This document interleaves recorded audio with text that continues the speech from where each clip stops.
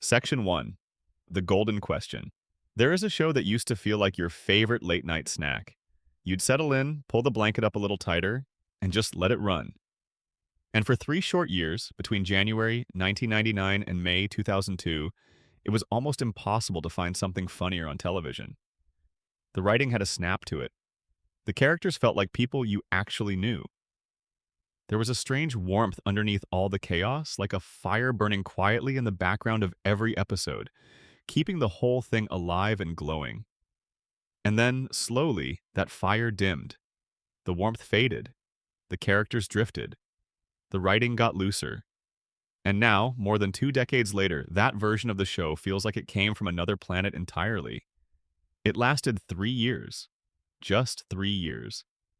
And the question that keeps coming up again and again among the people who were there for it is why? Why did the magic only last that long? What made those early years so specifically impossibly good? And what took it away? That is what we are going to talk about tonight. Not the decline, not the later seasons. Not all the things that went wrong after the show came back from cancellation in 2005. Tonight, we are going back to the beginning. We are going back to a small Rhode Island town, to a working-class dad with a beer in one hand and absolutely no idea what he was doing, to a dog reading Dostoevsky in the living room, to a baby in a yellow shirt quietly building a laser gun in his crib. We are going back to the years when Family Guy was genuinely one of the most inventive, sharp, surprising, and strangely lovable pieces of animated television that had ever been made. 3 years, seasons 1 through 3. January 1999 to February 2002. A run so short that it barely registers as a blip in the massive history of the show. And yet those 50 episodes or so represent something that the show would spend the next 2 decades unsuccessfully trying to recapture. This is the story of how that era came to exist, what made it tick at such a specific and unrepeatable frequency, and why it ended the way it did. Not with a bang, but with a quiet fade, a cancellation nobody expected to stick, and then a resurrection that brought the show back to life, but not quite back to itself. Get comfortable. Let the lights go low. This one takes a while to tell properly, and it is worth telling properly because there is a lot more to those 3 years than most people realize. The story of why Family Guy was great, and why it could not hold on to that greatness, starts not in a television studio, not in a writer's room, and not in some Fox executive's office. It starts in the head of a kid from Connecticut who had been drawing cartoons since he was barely old enough to hold a pencil, and who was absolutely convinced from the very beginning that he was going to make something people would remember. Let's begin. If you're watching this right now, drop a comment below and let me know where you are and what time it is. I love hearing from people watching from all over the world. And if you haven't already, a subscription is completely free, and it genuinely helps this channel keep growing. Section 2. The Man Who Built the World. Seth MacFarlane. Before Family Guy. Seth Woodbury MacFarlane was born on October 26, 1973, in the small town of Kent, Connecticut. If you have ever been to Kent, you know it is the kind of place where the seasons feel enormous. The leaves in autumn come down in great orange and yellow drifts. The winters are long and white, and the summers carry that specific dense green heat that belongs entirely to New England. It is not a place that obviously produces television creators. It is quiet, settled. The kind of town where a kid with too much imagination and not enough outlet tends to turn inward, constructing whole worlds on paper because the actual world outside the window does not quite satisfy. That was Seth MacFarlane. From a remarkably young age, the boy was drawing cartoons. Not just scribbling, but actually studying the mechanics of it. He has talked about being barely 2 years old and already being fascinated by Woody Woodpecker and Fred Flintstone. Not just watching them, but asking the question that would define the next several decades of his life. How are these made? How do I do one of these? That question drove him through childhood, through a high school career that gave him his first paying work at 9 years old, when he began publishing his own comic strip in the local Kent newspaper, and eventually to one of the most demanding art schools in the country. The Rhode Island School of Design, known almost exclusively as RISD, is not a place people go to coast. It is a place people go to be broken down and rebuilt. the kind of institution where the critique sessions can feel more like surgery than feedback, and where the culture of the school rewards obsessive refinement over casual effort. McFarlane enrolled there to study video and animation, with his eye originally on Disney. He has spoken about watching The Simpsons and having that plan quietly rewritten in his head. Here was a show doing something different, something that felt alive in a new way, and it made him think about what animation could actually be beyond the safe precincts of a studio with fairy tales to tell. At RISD, McFarlane was prolific. He performed stand-up comedy at the school. He appeared in student films. He was, by most accounts, already operating at a level of creative output that set him apart from his classmates. Not because he was technically superior, but because he seemed to have an endless internal supply of material, as if the jokes and the ideas were just running all the time behind his eyes, regardless of whatever else he was doing. And in his senior year, he made the film that would change everything. The Life of Larry was McFarlane's thesis film, completed in 1995, and it was almost entirely created by him alone. The live-action sequences were filmed with the help of classmates Sean Leahy and Greg Scalzo, but everything else, the animation, the writing, the music, the whole construction of the piece, was McFarlane. The film featured a character named Larry, a middle-aged, not particularly bright everyman, and his dog Steve, an intellectual, dry-humored animal who functioned as the voice of reason in whatever absurd situation they found themselves. If those two figures sound familiar, that is because they are. Larry would become Peter Griffin. Steve would become Brian. The bones of Family Guy were there in that student film, in rough form, almost 4 years before the show ever aired on television. What happened next is one of those origin stories that sounds almost too tidy to be real, but it happened. Hanna-Barbera's head of development, a woman named Ellen Cockrill, was present at a senior screening at RISD and saw The Life of Larry. She was impressed enough to meet with McFarlane and offer him a development position at What a Cartoon, Cartoon Network's program for short experimental animation. McFarlane graduated from RISD in 1995, moved to Los Angeles, and began working at Hanna-Barbera. He worked as a writer and storyboard artist on shows including Dexter's Laboratory, Johnny Bravo, and Cow and Chicken.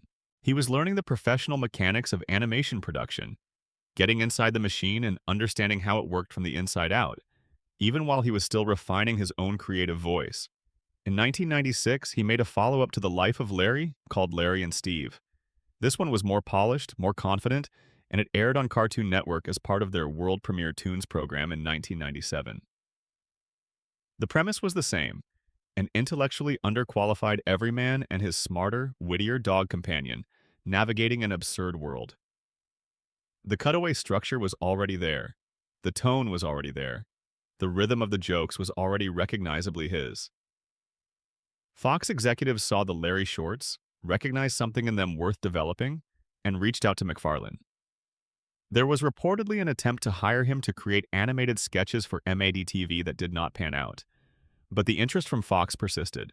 Eventually, former Fox president of alternative programming Mike Darnell gave McFarlane what was described as somewhere between $40,000 and $50,000 to produce a pilot. The instructions were simple: build a show around these characters. That $50,000, depending on which account you believe, was a comically small amount even by late 1990s standards, considering that most half-hour animated pilots at the time cost somewhere around $1 million to produce. But McFarlane had spent years at art school learning to do everything himself, and he spent 6 months animating the pilot largely out of his house, hand-drawing character designs, writing the script, composing music, and doing the voices, including doing the voice of Chris Griffin because Seth Green had not yet been cast. He co-created the pilot with Jim Keeshan Productions, a collaboration that would later result in a short-lived lawsuit from Keeshan claiming credit for the work, though that case was dismissed. The pilot was a rough 16-minute version of what would later become the series premiere. It aired as a sneak peek on Fox on December 20th, 1998, before the formal premiere. Fox liked what they saw. The show was greenlighted. Family Guy was going to be a real thing. What McFarlane had carried in his head since he was drawing in Kent, Connecticut, this half-formed vision of a certain kind of comedy, a certain kind of family, a certain kind of chaotic warmth, was about to reach millions of people. But before we get to what that show became in its first 3 seasons, it is worth spending a moment understanding what MacFarlane was actually building and why it was different from what had come before. Because Family Guy, in its original form, was not simply another Simpsons clone, whatever people said about it at the time. It was doing something specific and particular, and understanding that specificity is key to understanding why those first 3 years worked the way they did. The show that MacFarlane was constructing operated on a layered structure of comedy that borrowed from multiple traditions simultaneously. There was the suburban family sitcom framework that American television had been using since the 1950s, updated and distorted and pushed to its logical extreme. There was the influence of The Simpsons in the willingness to use animation for genuinely adult storytelling. There was the influence of Monty Python in the surrealism and the willingness to collapse genre expectations at any moment. There was the influence of vaudeville and old radio comedy in the timing and the rhythm of the jokes. And threaded through all of it was something that was specifically MacFarlane's. A particular kind of pop culture fluency, a deep love for mid-century American entertainment, for big band music and old Hollywood and vintage television, that gave the show a peculiarly encyclopedic quality. Peter Griffin's love for The Godfather, Brian's jazz records, the musical numbers that would appear in episodes like perfectly executed non sequiturs. All of it pointed to a creator with a very specific internal landscape and a genuine desire to share it. When Fox gave that show a time slot immediately after Super Bowl 33 on January 31st, 1999, they were betting that this specific internal landscape could be translated into mass entertainment. And on that first night, 22 million people said yes. Section 3, Season 1, Lightning in a Bottle. 22 million viewers, let that number sit for a moment. In 2026, a television show pulling 22 million viewers in a single evening is essentially unimaginable outside of a major sporting event. Even in 1999, it was a remarkable number, and it came with an enormous asterisk, the Super Bowl bump. Any show that airs directly after the biggest sporting event in American television history is going to get a massive audience, simply because the remote controls are already pointed at the channel and people haven't moved off the couch yet. The show that aired after Super Bowl 33 in 1998 was something called Just Shoot Me, and it briefly became the most watched show on television by default. So 22 million for Family Guy's premiere was partly luck of scheduling. Everybody understood that, but what happened in the weeks after the premiere was more interesting than the number itself.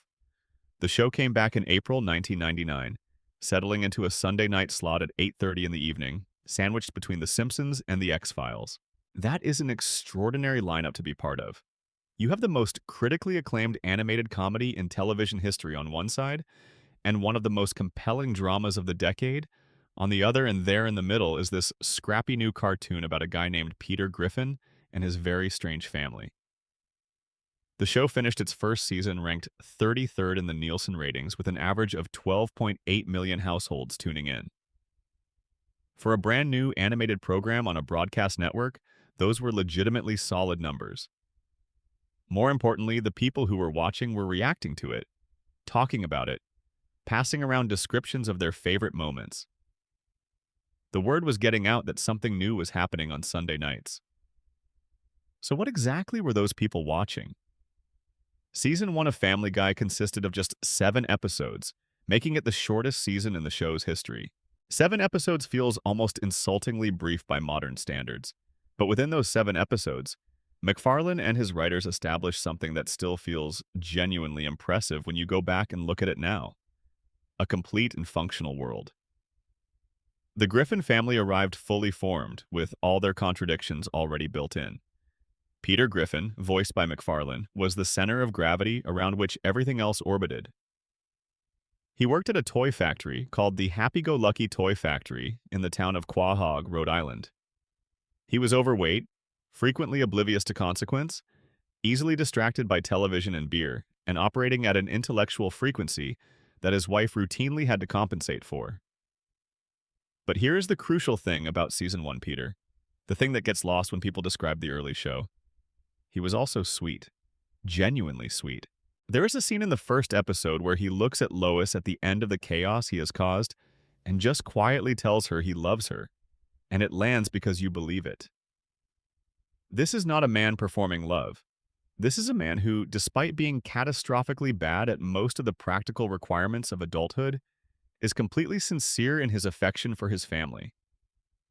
That sincerity was the emotional anchor of the show, and without it, the whole machine would have fallen apart inside of 2 episodes. Lois Griffin, voiced by Alex Borstein, was the character that held the family together, and also, more subtly, held the narrative together. She was not simply the long-suffering wife stereotype, though the show used that template as a starting point. She had opinions. She had a past, a wealthy Pewterschmidt family background that sat in interesting tension with the working-class life she had chosen to build with Peter. She played piano. She was patient without being a pushover, and in the early episodes, there was a real sense of her as a person who had made a specific and deliberate choice about the kind of life she wanted, and was now living inside the consequences of that choice with some combination of grace and exhaustion. Brian Griffin, also voiced by McFarlane, was the character that allowed the show to be smart without being pretentious about it.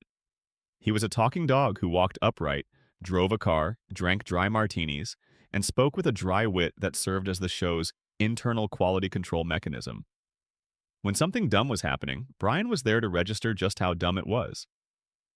When Peter launched into some misguided scheme, Brian was the voice that said, out loud, what the audience was already thinking. He was the show's conscience, but worn lightly, without the sententiousness that would later ruin the character. He also had depth that was visible from the very beginning, the failed novel he kept meaning to write. The feelings for Lois that he kept mostly buried, but that surfaced in small, touching moments. The drinking habit that suggested real loneliness underneath the sophistication. Brian was the character who felt the most like a real person, which is a remarkable thing to say about a talking dog, but there it is. And then there was Stewie Griffin.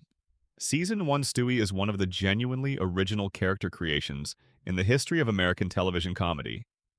He was 1 year old. He wore a yellow shirt and a diaper. He sat in a high chair and ate mashed carrots, and sometimes had his face wiped with a cloth by the mother, who had absolutely no idea that her infant son was simultaneously plotting her destruction. Stewie spoke with a refined, clipped British accent that seemed to come from nowhere and was never explained. And he spoke with the considered elegance of someone who had studied elocution rather than learned to talk. He built weapons in his bedroom. He constructed a mind control device in the first episode and deployed it on a crowd to demonstrate that it worked. He had a specific and deeply held ambition to both kill his mother Lois and to achieve world domination. And he pursued these goals with the kind of focused patience that most adults can't bring to any project whatsoever. The comedy generated by Stewie in those first 3 seasons operated on multiple levels at once, which is why it held up so well. There was the straightforward absurdism of a baby in a diaper calmly discussing how to breach the security systems of a nuclear facility. There was the dramatic irony of Lois picking him up and kissing him on the head while he stared at her with barely concealed murderous intent. There was the contrast between the absolute banality of the domestic setting, the changing table, the baby food, the Saturday morning cartoons on the television, and the grandiosity of what was happening inside Stewie's mind. And there was the additional layer of Brian being able to understand Stewie and have real conversations with him, which created a 2-person dynamic that would become one of the best things about the show's early run. In the very first episode, Death Has a Shadow, all of these elements are already working. Peter goes to a stag party, drinks far too much, falls asleep at work, loses his job, and signs up for welfare without telling Lois, receiving an accidental check for $150,000 that he proceeds to spend with the enthusiasm of someone who has never had any money before. The episode builds to a farcical climax involving a blimp over the Super Bowl and a rain of cash.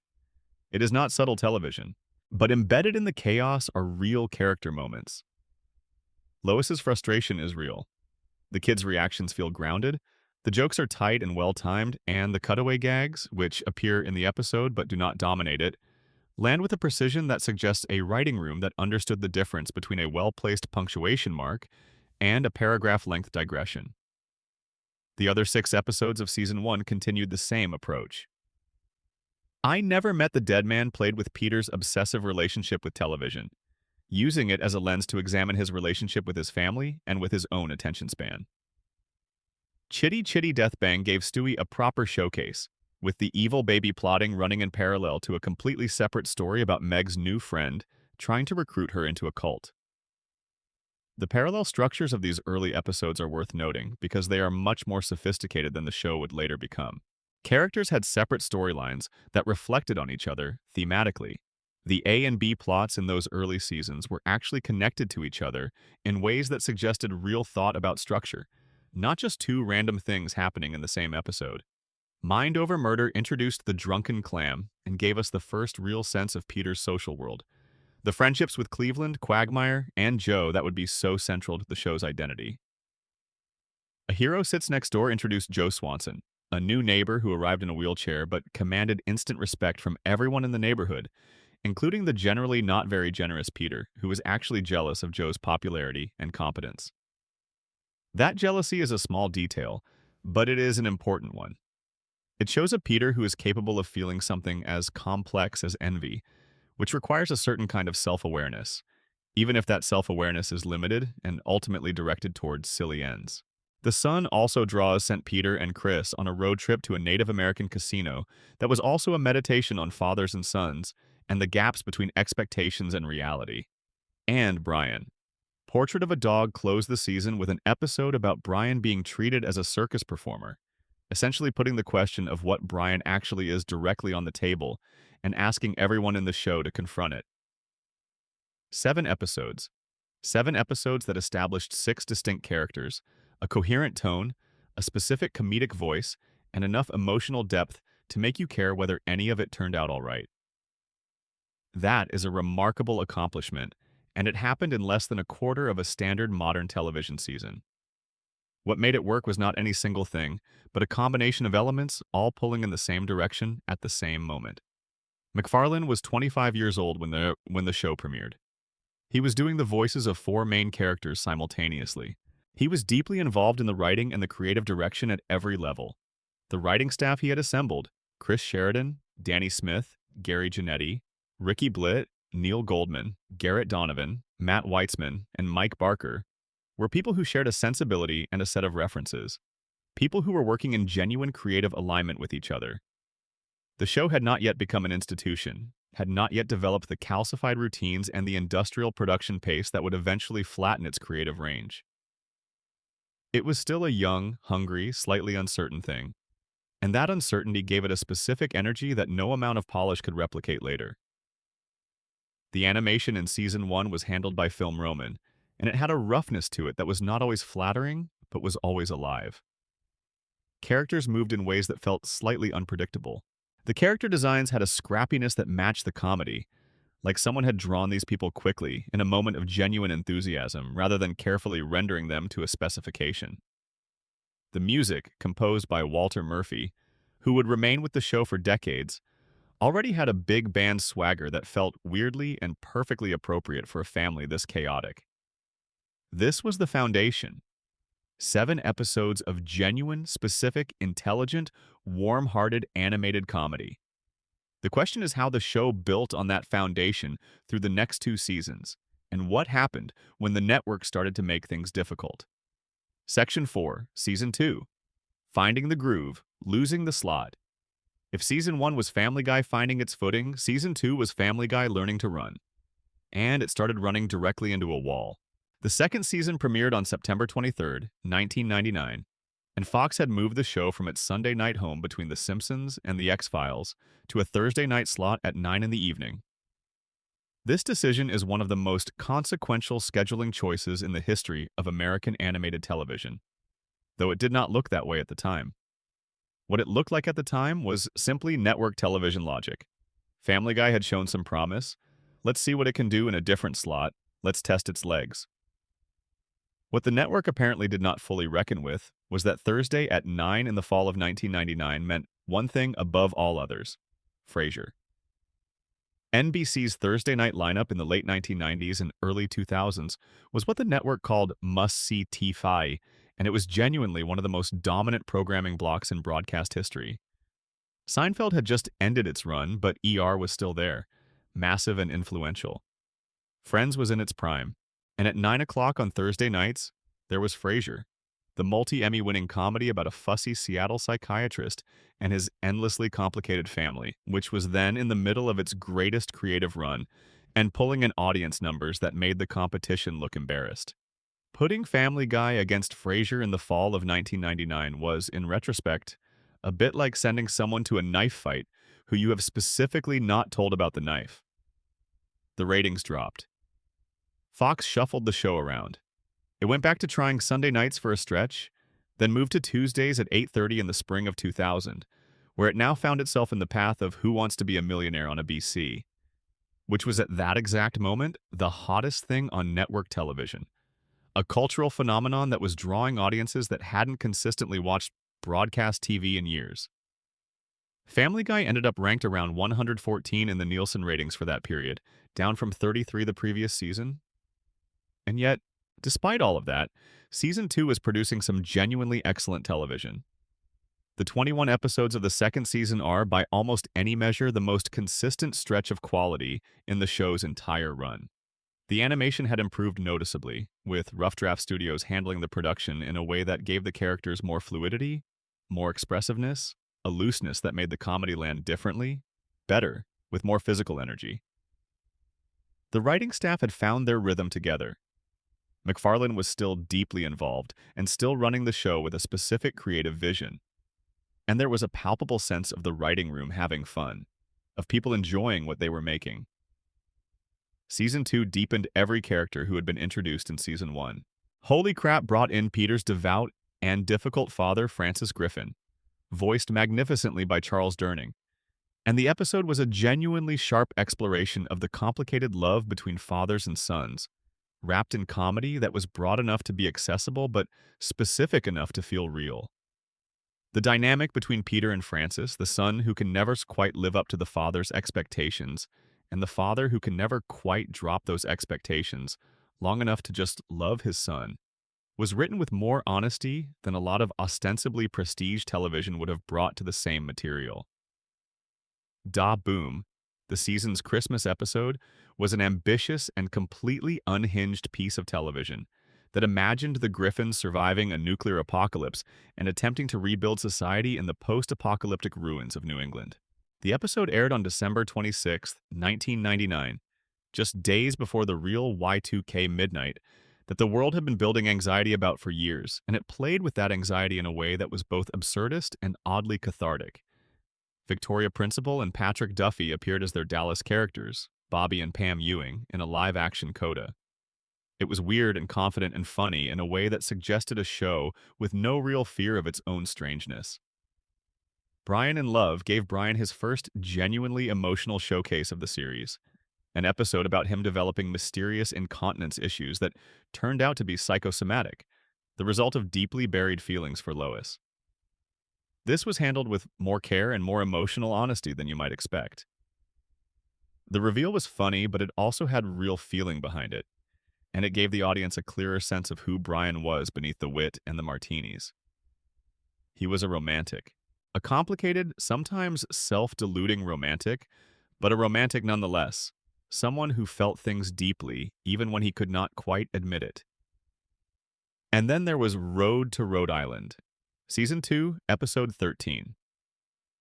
Written by Gary Janetti and directed by Dan Povenmire, this episode sent Brian and Stewie on a cross-country adventure after Brian picks Stewie up from his grandparents' home and their flight home is canceled, forcing them to make their way back to Rhode Island by any means necessary. The episode is a full-fledged road movie compressed into 22 minutes, with musical numbers, a genuinely touching subplot about Brian tracking down his birth mother, and a final sequence involving a sunset and a song that has no business being as moving as it is. IGN later gave the episode a perfect 10 out of 10, and the reception to it at the time was the first real signal that the Brian and Stewie dynamic had something in it worth developing further. They were not just two characters who happened to share scenes. They were a genuine pair, odd and mismatched in ways that produced something alchemical when they were put together. The episode also demonstrated something that was a consistent strength of the early show: the willingness to let a joke breathe. The musical number in Road to Rhode Island, a song called You've Got a Lot to See, is nearly 2 full minutes long. It takes up a substantial portion of the episode's runtime, and it works because the show had built enough character foundation that you were genuinely invested in Brian's emotional state, and the song delivered on that investment in a way that pure comedy could not have. This was not a show that was afraid of sincerity. It was a show that understood sincerity as a comedy tool, as a way of earning the absurdest moves by grounding them in something real. E. Peterbus Unum, which aired in April 2000, was a political satire episode in which Peter discovers that his property is technically not part of the United States and proceeds to declare it its own independent nation. The episode worked as both parody and genuine comedy because it was constructed around Peter's character in a specific and consistent way. His nationalism was a form of ego, and the episode understood that, used it, and kept it grounded, even as the scenario spiraled outward into increasingly ridiculous territory.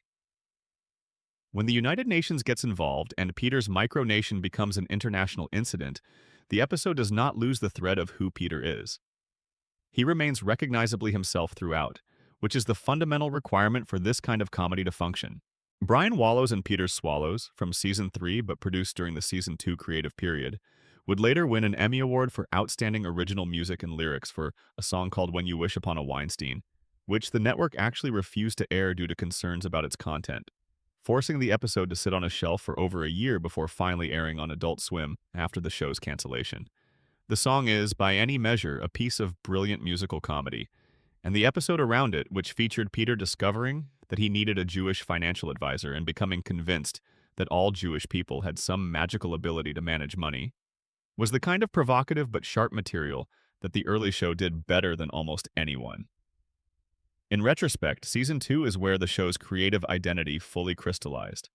The characters were defined, the comedic vocabulary was established, the balance between the absurdist cutaway gags and the actual narrative was working the way it was supposed to, with the gags enhancing the story rather than replacing it. The writers were operating from a shared understanding of what the show was and what it was trying to do. And the results were 21 episodes of animated television that hold up right now in a world that has seen thousands of episodes of animated television since then, as some of the best work in the genre. The problem was that almost nobody was watching. Not compared to what the network needed. Not compared to Frasier and Millionaire and the juggernauts that Family Guy kept getting scheduled against. The creative success and the commercial success were not aligned, and in television, that misalignment is ultimately fatal. Section 5. The first cancellation and the brief reprieve. Fox canceled Family Guy at the end of its second season in May of 2000. Not with great fanfare or ceremony, just a quiet announcement that the show was being pulled. MacFarlane and the writing staff had been in a state of semi-permanent anxiety about the ratings for the better part of a year at that point, so it wasn't a complete surprise, but it was still a gut punch. You make something, you pour genuine creative effort and personal vision into it, and then the network that commissioned it looks at the numbers and decides the numbers aren't good enough. What happened next is one of the stranger wrinkles in this story. Fox reversed the cancellation almost immediately. Within 2 months of announcing that Family Guy was done, the network ordered 13 new episodes, giving the show a third season. The reasoning was not entirely clear from the outside, but the most likely explanation involves a combination of factors. The show had vocal fans who had made themselves heard. There were already episodes in production that would have represented sunk costs if abandoned, and the Sunday night lineup without Family Guy had a gap in it that nothing else was obviously going to fill. Whatever the specific calculation was, the show got a reprieve. Season 3 premiered in July of 2001, which was itself a sign of trouble. July is not a prestige slot. July is when networks air things they're not confident about, things that might do decent business in the absence of competition, but that they're not willing to stake a prominent autumn premiere on. The show had been given its third season, but it hadn't been given any particular confidence along with it. The time slot was, once again, Thursday nights, this time at 8 in the evening, which put it directly against two of the most dominant shows on television simultaneously. Friends on NBC, which was in the middle of what many viewers considered its best run, and Survivor on CBS, which had launched in 2000 and was still in the full rush of its initial cultural moment, drawing audiences that had barely watched television before. The ratings for Season 3 were, predictably, worse than Season 2. The show was being outdrawn by shows that were drawing everybody. Fox shuffled the time slot around again during the third season's run, moving the show to Wednesdays, then back to Thursdays, then trying different hours. The kind of scheduling chaos that signals an executive suite that does not know what to do with a property it both wants to keep and cannot figure out how to support. By May 2002, Fox canceled Family Guy for the second time, and this time it seemed to stick. The final new episode to air on Fox, a holdover episode called Family Guy Viewer Mail, had already been produced, and one more episode, Waste Not, Want Not, would never air on Fox at all, eventually surfacing on Adult Swim after the show's cancellation. The show was over. 2 cancellations in 3 years. A writing staff that had been together long enough to become genuinely good at their jobs, now scattered to other projects. A creator who had poured an enormous amount of himself into the show, now watching it get put on a shelf. The network tried to sell the syndication rights and found almost no interest. Nobody wanted reruns of a canceled animated show that had never performed particularly well in the ratings. As one account puts it, the rights were eventually acquired by Cartoon Network for almost nothing because nobody thought the show was worth much anymore. The thing about both cancellations is that they had nothing to do with quality. That is worth saying clearly and completely. Family Guy was canceled twice, not because it was bad television. It was canceled because it was good television that had been consistently placed in impossible competitive circumstances. The show never got a stable home on the schedule. It never got the chance to build a consistent audience on a consistent night without some programming juggernaut in the opposing slot drawing viewers away. Fox shuffled it around like a piece of furniture they couldn't find the right room for, and then blamed the furniture when it didn't look right anywhere. Meanwhile, the writing staff produced 22 episodes in Season 3 that contained some of the most celebrated individual pieces of work from the entire run of the show. The Thin White Line opened the season with a Brian-centered episode about drug addiction that was dark and funny in equal measure and had genuine emotional stakes. Brian? Does Hollywood sent Brian to Los Angeles to pursue his dream of being a serious screenwriter, and came back with something genuinely thoughtful about creative ambition and the compromises that come with it. Family Guy and Day House played with hip-hop culture in ways that were of their time, but also displayed the show's consistent willingness to engage with popular culture as something worth taking seriously rather than simply mocking. A Mission Impossible, in which Stewie tries to prevent his parent Via from conceiving another child, is still widely cited as one of the best episodes in the show's history, combining Stewie's villain genius plotting with Peter and Lois's domestic intimacy in a way that gave both registers genuine weight. And Screwed the Pooch featured a Brian storyline about romance and parenthood that revealed new dimensions of his character and managed to be both absurd and genuinely touching at the same time. Season 3 was the completion of the show's original creative arc. It was not as raw as Season 1, not as breezily confident as Season 2, but it was deeper. The characters had more history with each other. The writing had more layers. The emotional stakes in individual episodes were higher. It was a more mature version of the show, and it was heading toward something, toward a version of itself that might have done the kind of work that animated television at its very best is capable of. And then it was canceled. Section 6. What the 3 years actually contained. The episodes that define the era. To really understand what made the original 3 seasons work, you have to spend time in the specific texture of individual episodes. Not just cataloging them, but actually sitting with what they were doing and why it mattered. Because the golden era was not golden in any vague, abstract way. It was golden in specific, articulable, repeatable ways, and those ways are worth naming. The episode Holy Crap, which aired in Season 2, is a good place to start because it illustrates one of the key structural differences between the early show and what it would become. The episode introduces Peter's father, Francis, a deeply devout Irish Catholic man who comes to live with the Griffins after his retirement. Francis is judgmental, difficult, and convinced that his son is a disappointment. The comedy comes from the clash between Francis's rigid worldview and the Griffin family's chaotic reality. But what makes the episode memorable rather than merely funny is the moment near the end when Peter realizes that what his father needs What would genuinely give the old man peace is to meet the Pope. Peter, being Peter, decides to make this happen through a series of increasingly improbable maneuvers, and he succeeds. There is a moment when Francis meets the man he has revered his entire life, and you watch Francis's face in the animation, and you understand that the show has just done something real. It has used the ridiculous machinery of its premise to deliver something genuinely emotional. That is the move the early show made constantly. Use the absurdism to get somewhere on. The episode Brian in Love does something similar but differently. The entire premise, Brian having an incontinence problem that turns out to be psychosomatic, is structured as a mystery about Brian's own inner life. And the resolution, the revelation that he has deeper feelings for Lois than he has been allowing himself to acknowledge, arrives with the genuine weight of an emotional discovery. It is not played for cheap laughs, it is not resolved with a joke that undercuts the feeling. The episode takes Brian's longing seriously, which means the audience takes it seriously, which means it has a kind of resonance that pure comedy cannot generate on its own.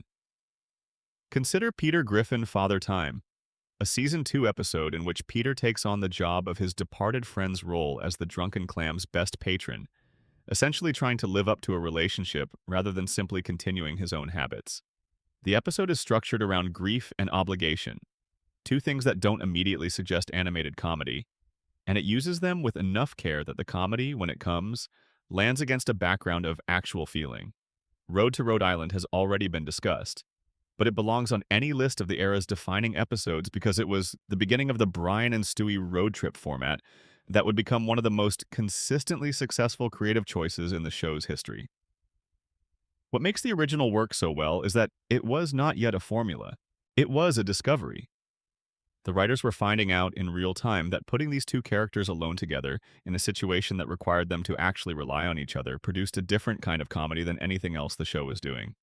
The episode has a melancholy in it, particularly in the subplot about Brian's birth mother, that gives it a dimension that pure comedy for its own sake could not reach. A Mission Impossible, the Season 3 episode about Stewie's attempt to prevent a sibling from being conceived, is the high watermark of what the show could do with Stewie's villainy at full strength.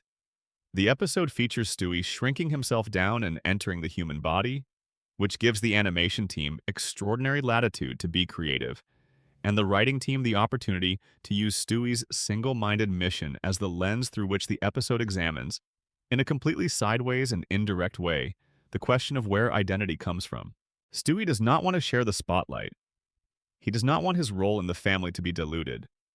He is, beneath all the villainy, a creature of attachment, someone who has built his world around specific relationships and is terrified of those relationships changing. The episode never says any of this directly. It does not have to. The comedy carries the feeling, which is the only honest way to carry it. And then there are the smaller moments, scattered throughout all 3 seasons, that don't belong to any specific episode analysis, but that collectively define the era's specific warmth. The end of the season. One finale, Brian. Portrait of a dog, where Brian has been taken to court for biting someone, and Peter stands up in the courtroom and gives a speech about how Brian is his friend, is treated with absolute sincerity by the show, and it works completely. The scene in I Never Met the Dead Man, where Meg is sitting alone at the dinner table, just being a teenager, slightly awkward and slightly invisible, and Lois looks at her with something that is unmistakably maternal love, and the comedy is suspended for exactly as long as that moment needs. The ongoing thread in Season 2 of Stewie casually trying to kill Lois in the background of domestic scenes, so normalized that it has become just another aspect of the family's daily life, treated with the same casual warmth as anything else the Griffins do together. All of these moments, the big ones and the small ones, share a common quality. They trust the audience. They do not explain themselves. They do not signal that they are meaningful. They simply are, and they trust that the people watching are paying close enough attention to receive them. That trust is the thing that the show would most conspicuously lose in the years that followed. Section 7. The anatomy of what made it work. Character, structure, and heart. To understand why the first 3 seasons were something specific and unrepeatable, you have to go a little deeper than just listing great episodes. You have to look at the underlying mechanics of what those seasons were doing, because the greatness was not accidental. It was the product of specific, deliberate creative choices, and those choices are worth understanding in their own right. Start with character. In those first 3 seasons, every major character on Family Guy had what you could call structural integrity, a core identity, a set of defining traits, and the capacity for growth and complexity within those traits. This is not a small thing, it is actually one of the hardest things to do in comedy writing, and it is the thing that separates comedies with long creative lives from comedies that burn bright and collapse quickly. Peter Griffin's structural integrity in the original run was built around the tension between his genuine good intentions and his comprehensive incompetence. He loved his family. He was demonstrably not equipped to be responsible for other human beings. The comedy came from the gap between those two things, the constant collision between who he wanted to be and who he actually was. But crucially, the show never let him become simply a vehicle for bad behavior. He had a conscience. He felt guilt. He apologized and meant it. In Season 2's Holy Crap, when he realizes how much his father's happiness means to him and moves heaven and earth to give the old man the one thing he really wants, you are watching a person who, for all his buffoonery, has genuine love and genuine decency in him. That decency was the emotional core of the character, and it was what made him likable despite everything. Lois's structural integrity was built around a very specific kind of patience that was clearly not infinite. She had limits. She had moments where she reached them. She was not a saint and was not supposed to be. She had her own vanity, her own social anxieties, her own complicated relationship with the wealth she had grown up in and walked away from.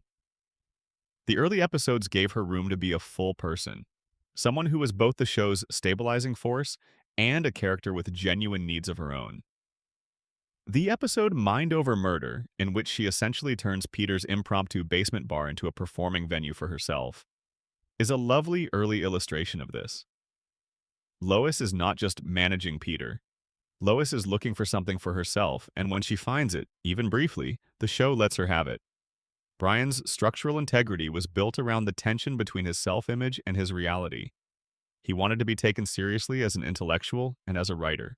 He was genuinely smart, genuinely well-read, genuinely perceptive, but he was also riddled with insecurities, prone to self-deception, and the dog in the Griffin house, which meant that however sophisticated he was still fundamentally dependent on people who were frequently less sophisticated than him.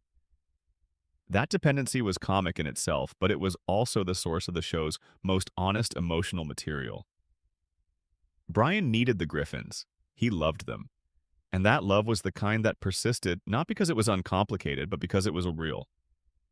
Stewie's structural integrity in the original run was built around the pure concept of the evil genius baby, and it was the most original character concept on the show because it was irreducible to any human experience. You could not say Stewie reminded you of someone you knew. You could not draw a line from Stewie to any existing archetype. He was genuinely new. The comedy of his villainy was not the point exactly, or not only the point. The point was the gap between the scale of his ambitions and the body he was trapped in. The gap between the grandeur of his rhetoric and the reality of the diaper, the bottle, the high chair. That gap was inexhaustible because it was structural, built into the premise in a way that could not be undone by any plot development. Beyond character, the early seasons had structural integrity at the story level. This gets overlooked in discussions of Family Guy because the show is most famous for its cutaway gags, and people tend to assume that the format was always dominated by the cutaways. It wasn't. In seasons 1 through 3, the cutaway gags were present, yes, but they operated as embellishments, as extra jokes bolted onto the sides of actual narratives. The main story of a given episode had a beginning, a middle, and an end. There was a problem, a complication, and a resolution. The characters made choices that reflected who they were, and those choices had consequences that followed from the logic of the story. The cutaways added flavor without replacing substance. Look at any episode from Season 2 and count how many times the main narrative pauses for a cutaway versus how much time is spent inside the actual story. The ratio is radically different from what you find in Seasons 8 through 12, where entire episodes exist essentially as sequences of disconnected sketches linked by the thinnest possible narrative thread. In the early seasons, the story was the engine and the cutaways were the fuel. In the later seasons, the cutaways became the engine and the story became an afterthought. That shift, which happened gradually between seasons 4 and 8, is the most important single change in the show's history. And then there is the hardest thing to anatomize, which is the show's heart. The early episodes of Family Guy had warmth in them, a genuine affection for these characters and for the world they inhabited, that is not easily manufactured and cannot simply be written into a script. It has to come from somewhere real. It has to come from a creative team that genuinely cares about what they are making, who is invested in these characters as if they were real people whose happiness and suffering mattered. You could feel that investment in the original seasons in a way that you could not feel in the later ones. When the Griffins fought, there was something at stake. When they reconciled, it meant something. When Peter did something stupid and came home to apologize to Lois, the apology landed because the marriage felt real, because the love felt real, because the show had spent enough time establishing the texture of their relationship that even a silly resolution to a silly conflict carried actual emotional weight. That warmth, that genuine affection, is what people are really mourning when they mourn the early seasons of Family Guy. Not just the sharp writing, not just the intact characters, not just the structural storytelling. They are mourning the sense that the show cared about its people, about its world, about the people watching it. Section 8. The Adult Swim. Miracle: How a Dead Show Came Back to Life. Fox canceled Family Guy for the second time in 2002, and Cartoon Network acquired the syndication rights for almost nothing. The show was widely perceived as a failed property, a comedy that had shown some promise but had never found its audience. Twice canceled and twice put out of its misery by a network that had tried to make it work and run out of ideas for how to do it. Cartoon Network put the reruns on Adult Swim, which was then barely 2 years old, a late-night block of programming aimed at adults that was still finding its identity and building its audience. What happened next was one of the most unexpected stories in the history of American television distribution. Family Guy debuted on Adult Swim on April 20th, 2003. Within weeks, it was the highest-rated program on the entire block. By the end of its first year in syndication, it had boosted Adult Swim's viewership by a documented 239%. The show that nobody had apparently wanted. When it was new, was now being watched by enormous numbers of people who had never caught it during its original run, or who had watched it and loved it and were now experiencing it again as confirmed devotees. The numbers were not just good for a late-night cable block. They were, by any reasonable measure, exceptional television numbers. Reruns of a canceled animated comedy were beating first-run late-night programming on the broadcast networks in the demographic that advertisers cared most about.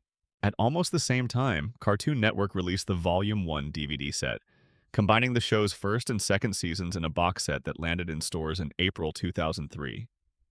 The timing was perfect. Just as the reruns were introducing millions of new viewers to the show, the DVDs were giving those viewers a way to own it, to rewatch it, to share it with friends and family. The first and second seasons together sold over 2 million copies in the first months of release, making them the best-selling television DVDs of 2003 and the second highest-selling television DVDs of all time, behind only the first season of Chappelle's Show. The numbers were staggering, and they were coming entirely from audience enthusiasm rather than from any kind of marketing push or network support. It is worth thinking about why this happened. Why did Family Guy find its audience in syndication when it had not found it during its original run? Part of the answer is simple. Adult Swim's audience, young adult males in their teens and 20s, was exactly the demographic the show had always been targeting, and the scheduling and promotion of the show on Adult Swim was much better aligned with reaching that demographic than the various inappropriate time slots Fox had given it during its original run. A show about a working-class guy drinking beer with his friends, featuring a baby planning world domination and a dog making dry jokes about everything, was probably always going to work better at 11 o'clock on a weeknight cable channel than at 9 on a Thursday competing with Frasier. But there is a deeper explanation as well. The early 2000s were the beginning of the era of on-demand viewing, the era when people started realizing that they did not have to watch television on the network's schedule. DVDs were the first major embodiment of that shift. When you could buy a DVD of a show you'd heard was good and watch all of it at your own pace, in your own order, you could catch up on things you had missed, discover things that had been canceled before you'd gotten to them, and have the kind of sustained relationship with the series that week-to-week broadcast viewing never quite allowed. Family Guy, with its dense joke structure, its layered references, its rapid-fire rhythm, was actually better suited to that kind of viewing than it was to the interrupted, commercial-laden experience of watching it live on Fox. You could pause it. You could rewind to catch a joke you missed. You could watch 2 episodes back to back. The format rewarded the kind of attention that on-demand viewing made possible. And so The Dead Show became, gradually and then all at once, a massive cultural phenomenon. People were not just watching Family Guy, they were quoting it. They were putting clips on early internet video platforms. They were making reference to episodes in conversations at school and at work. The show had not changed. The episodes that Adult Swim was airing were the exact same episodes that had failed to hold an audience on Fox. But the audience had changed. Or more precisely, the mechanism for delivering the show to the right audience had finally been found, and the results were extraordinary. Fox could not ignore it. By 2004, the network that had canceled Family Guy twice was in negotiations to bring it back. MacFarlane and his team had already, reportedly, begun preliminary work on new episodes before the formal announcement came. So confident was the production that the ratings data was pointing somewhere specific. In April 2004, Fox officially ordered new episodes. Season 4 was going to happen. The Griffins were coming back from the dead. Fans were, by all accounts, ecstatic. This almost never happens. When a television show is canceled, particularly when it is canceled for the second time, it stays canceled. The culture moves on, the cast disperses. The writers find other jobs. For Family Guy to be resurrected by pure audience demand, driven by syndication ratings and DVD sales, was genuinely without precedent in the history of American television. It is still, to this day, one of the few examples of a show returning from cancellation on the strength of audience enthusiasm alone. The show had proven that its audience was not just real but passionate, not just casual viewers but invested fans who would actually pay money to own these episodes, and who would tune into a cable block at 11 at night just to watch something they had already seen. The question that nobody was quite asking loudly enough in the celebration was whether the show that came back would be the same show that had gone away. The writing staff had dispersed. The creative momentum built over 3 years of working together had been interrupted by 2 years of separation. The culture had changed. The internet had changed. The way people consumed comedy had changed. MacFarlane himself had used the time productively, developing American Dad, which would premiere alongside Family Guy's return in 2005. He was older, more established, more in demand, with more projects competing for his attention. The bones were still there. The characters were there. The voice cast was there. The world and its rules were there. But something else, something harder to name and harder to preserve, would have to be rebuilt from scratch. And the question of whether it could be rebuilt, whether the specific alchemy of those first 3 years could be reconstructed or replicated or somehow continued, is what the rest of this story is about. Section 9, The Pieces of the Puzzle. What the original writing room actually was. Before we get to Season 4 and what changed, it is worth spending a little more time understanding specifically what the original writing room was and how it functioned. Because the writing room is the engine of any comedy series, and the particular engine that drove the first 3 seasons of Family Guy, was assembled with a specific intentionality that is easy to underestimate. The core team that MacFarlane assembled consisted of Chris Sheridan, Danny Smith, Gary Janetti, Ricky Blitt, Neil Goldman, Garrett Donovan, Matt Weitzman, and Mike Barker. Each of these writers brought something distinct to the collaboration, and understanding what each of them contributed helps illuminate why the combined output was what it was. Chris Sheridan was one of the writers most focused on character-driven stories, episodes that built their comedy from the specific emotional dynamics of the Griffin family, rather than from premise-first scenarios. His episodes, including the Season 1 pilot episode, I Never Met the Dead Man, tended to have a particular kind of interpersonal honesty in them, a willingness to let characters be complicated and to let their complications generate genuine comedy rather than resolving everything neatly. Sheridan was one of the writers who stayed with the show the longest, remaining a key contributor well into the later seasons. but his influence was most fully felt in those early years when the show was still interested in character above all else.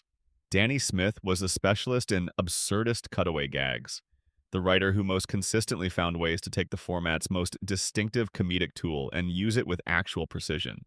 His work on the show's non-sequitur comedy had a particular texture. The gags he contributed tended to be quick, unexpected, and well-positioned within the flow of the main narrative, arriving as punctuation rather than taking over the sentence. He has remained with the show through its entire run, and his continued presence is one of the reasons that the show has occasionally, in its later seasons, produced isolated moments of genuine quality, even when the overall structure of the episode is not working. Gary Janetti wrote what is arguably the most celebrated single episode in the show's early run, Road to Rhode Island, and his particular gift was for episodes that combined emotional depth with comic absurdism in a way that did not feel forced. His work had a kind of elegance to it, a sense that the jokes and the feelings were not in competition, but were actually doing the same work, each illuminating the other. He left the show after season 3 to pursue other projects, including a long stint as a writer on Will and Grace and later his own work. And his absence from the writer's room in the revival period is one of the losses that is not always recognized in discussions of why the show changed. Neil Goldman and Garrett Donovan functioned essentially as a unit, co-writing multiple episodes during the show's original run, and their work had a particular energy that was slightly more chaotic than the other writers' contributions, more willing to go to extreme and unexpected places quickly. Their episodes tended to be high concept and fast-paced, pushing premises further and faster than the more character-focused writers might have. Matt Weitzman would go on to be a co-creator of American Dad alongside MacFarlane, which tells you something important. He was one of the writers most aligned with MacFarlane's specific creative sensibility, someone who understood not just what the jokes were, but what the jokes were for. His contribution to the early seasons helped give the show's comic voice a consistency and a purpose that might have been harder to maintain without him. The point of describing all of these individual contributors is not to produce a comprehensive staffing guide, but to make a specific argument. The quality of the first 3 seasons was not simply the result of one person's vision, but of a genuine collaboration between people who had complementary skills, who trusted each other, and who were working in a shared, creative direction, under the stewardship of a creator who was fully present and fully engaged. That kind of creative community is fragile by nature. It takes time to build, it requires the right conditions to maintain, and it is almost impossible to reconstruct once it has been disrupted. The 2 cancellations disrupted it. The 3-year gap disrupted it more. Writers had moved on, found new homes, developed new creative identities in other contexts. When Family Guy came back in 2005, the writing room had to be rebuilt largely from scratch, with some original contributors returning, but many new voices joining who had never been part of the original creative culture. And however talented those new voices were, they were not the same team. They did not have the same shared history. They did not have the same instinctive understanding of what the show was trying to do and why. This matters because television writing is fundamentally a collaborative art form. A single brilliant writer in a room full of writers who don't share their sensibility produces something that reflects the collision, not the vision. The early Family Guy was coherent in a very specific way that required a very specific kind of creative community to produce, and that community was irreparably scattered by the time the revival happened. MacFarlane himself said explicitly in interviews during the revival period that one of the effects of the show constantly being pulled off the air was that they were always having to restaff the writers. That acknowledgement is important because it is honest about the cost of the disruption. It is not just about losing individual contributors. It is about losing the accumulated institutional knowledge of what the show was, the shared understanding that a good writing room develops over years of working together, the sense of what is on brand and what isn't, what this particular set of characters would do in a given situation and what they would never do. That knowledge has to be rebuilt when a staff is scattered and reassembled. Some of it can be rebuilt through careful work and genuine commitment. Some of it cannot be rebuilt at all because it lives only in the chemistry between specific people in a specific room at a specific moment in time. The original writing room had that chemistry. The revived writing room had talent and professionalism and enthusiasm. but the chemistry was different, and you could feel the difference in the episodes. Section 10. The gap between the cancellation and the revival. 3 years in limbo. Between February 2002, when Fox aired the final new Family Guy episode of the original run, and May 2005, when the fourth season premiered, 3 years passed. 3 years is a long time in the life of a comedy. 3 years is enough time for the world to change significantly, for the cultural references to shift, for the audience's relationship to irony and to sentiment to evolve, for the people who made the show to grow and change and develop in ways that may or may not align with what the show originally was. For the writers who stayed connected to the project in some capacity, waiting for news about a potential revival that kept failing to materialize for months and then years, the experience must have been peculiar. They had made something they believed in. The world had apparently agreed that it was good, at least the portion of the world that had managed to find it in the Adult Swim reruns and through the DVD sales. The numbers were there. The passion was there. But the green light kept not coming, and people had lives to live and bills to pay, and you cannot wait forever for a show that might never come back. For Seth MacFarlane, the 3 years were productive in a different way. He spent significant time developing American Dad, the new show that would premiere on Fox the same night Family Guy returned, and which would eventually outlive its older sibling in creative terms in ways that nobody predicted in 2005. He also spent time simply living his life as someone who had made one successful show and was now deciding what came next, which is a different state of mind from the urgent, hungry creativity that had driven him through the original run. When MacFarlane discussed the gap years in interviews, he occasionally referenced something that sounds like genuine wisdom about creative work. That being forced off the air had actually given the writing staff a chance to recharge. He told the Calgary Sun that animated shows don't get hiatuses the way live-action shows do. That the production schedule for an animated series is essentially a continuous stream with very little time for the writers to step back and look at what they're making from the outside. The two cancellations, for all their frustration, had forced exactly that kind of step back. The hiatus was involuntary and nobody had wanted it, but in some ways it had served the function that a planned creative sabbatical might have served, giving the people involved time to breathe, to think, to come back to the material with fresh eyes. In theory, the problem is that the eyes were not coming back to the same room. The people who came back in 2005 were not identical to the people who had left in 2002. The world they were writing for was different. The competitive landscape for comedy was different. The internet, which was still relatively young in 2002, had by 2005 become an enormous force in comedy culture, creating new forms of reference and new speeds of cultural mutation that affected what was funny and how fast something aged.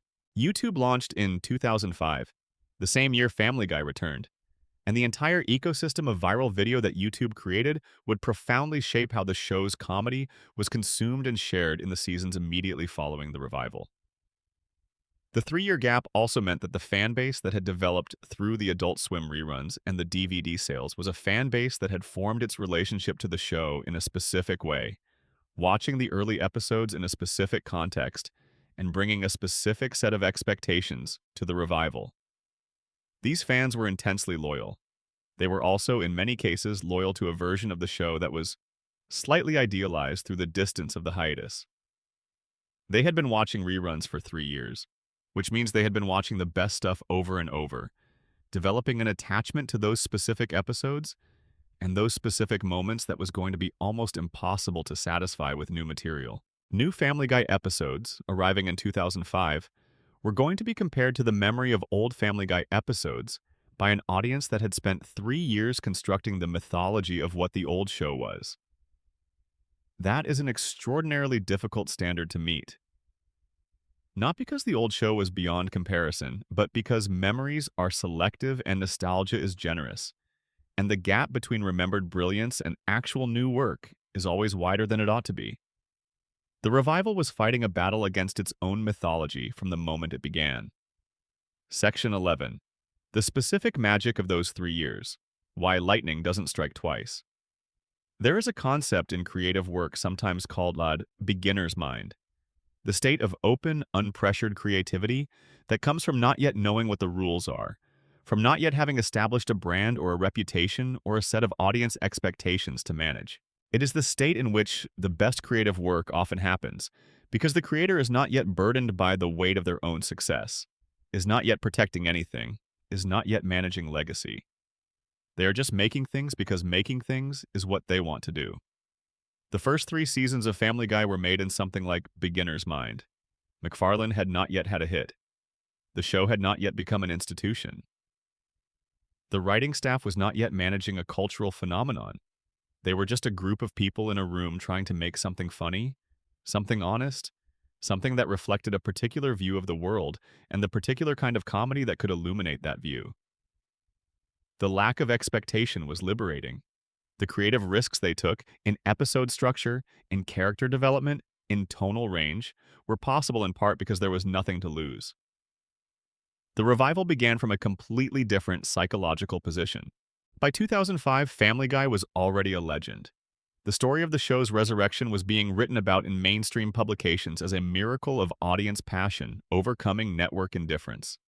The DVD sales were historical. The Adult Swim ratings were remarkable. The people making the new episodes were not in beginner's mind anymore. They were in the position of trying to justify and sustain a cultural phenomenon, which is a fundamentally different state of creative being.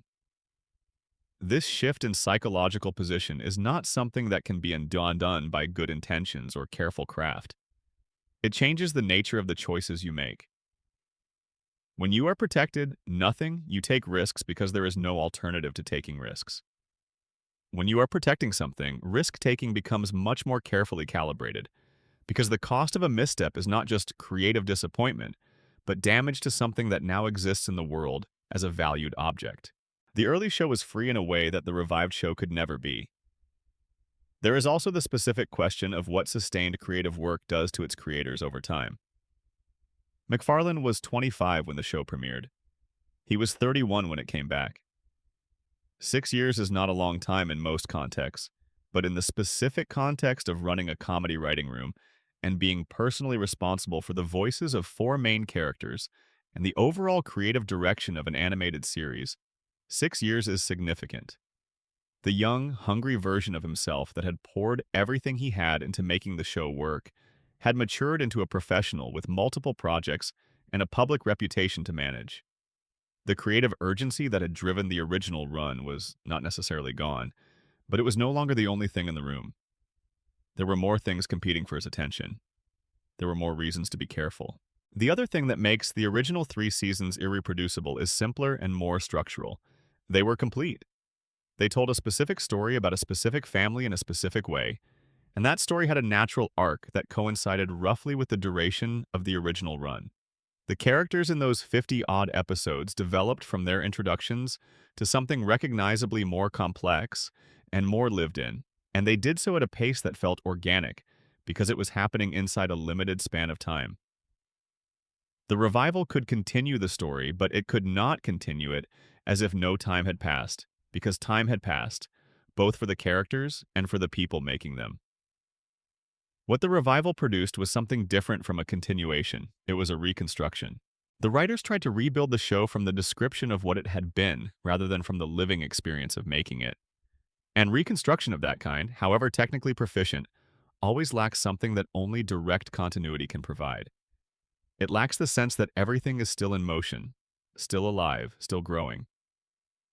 The revival Family Guy was a show that knew what it was trying to be, which is a very different thing from a show that is in the process of discovering what it wants to be. The process of discovery is where the best comedy lives. None of this is to say the revival was without value. Seasons 4 and 5 produced genuinely excellent episodes. The Road to Bud format continued to develop in productive ways. There were still moments of real character depth and real comic precision, but the baseline, the floor of quality below which the show would not descend, was lower in the revival.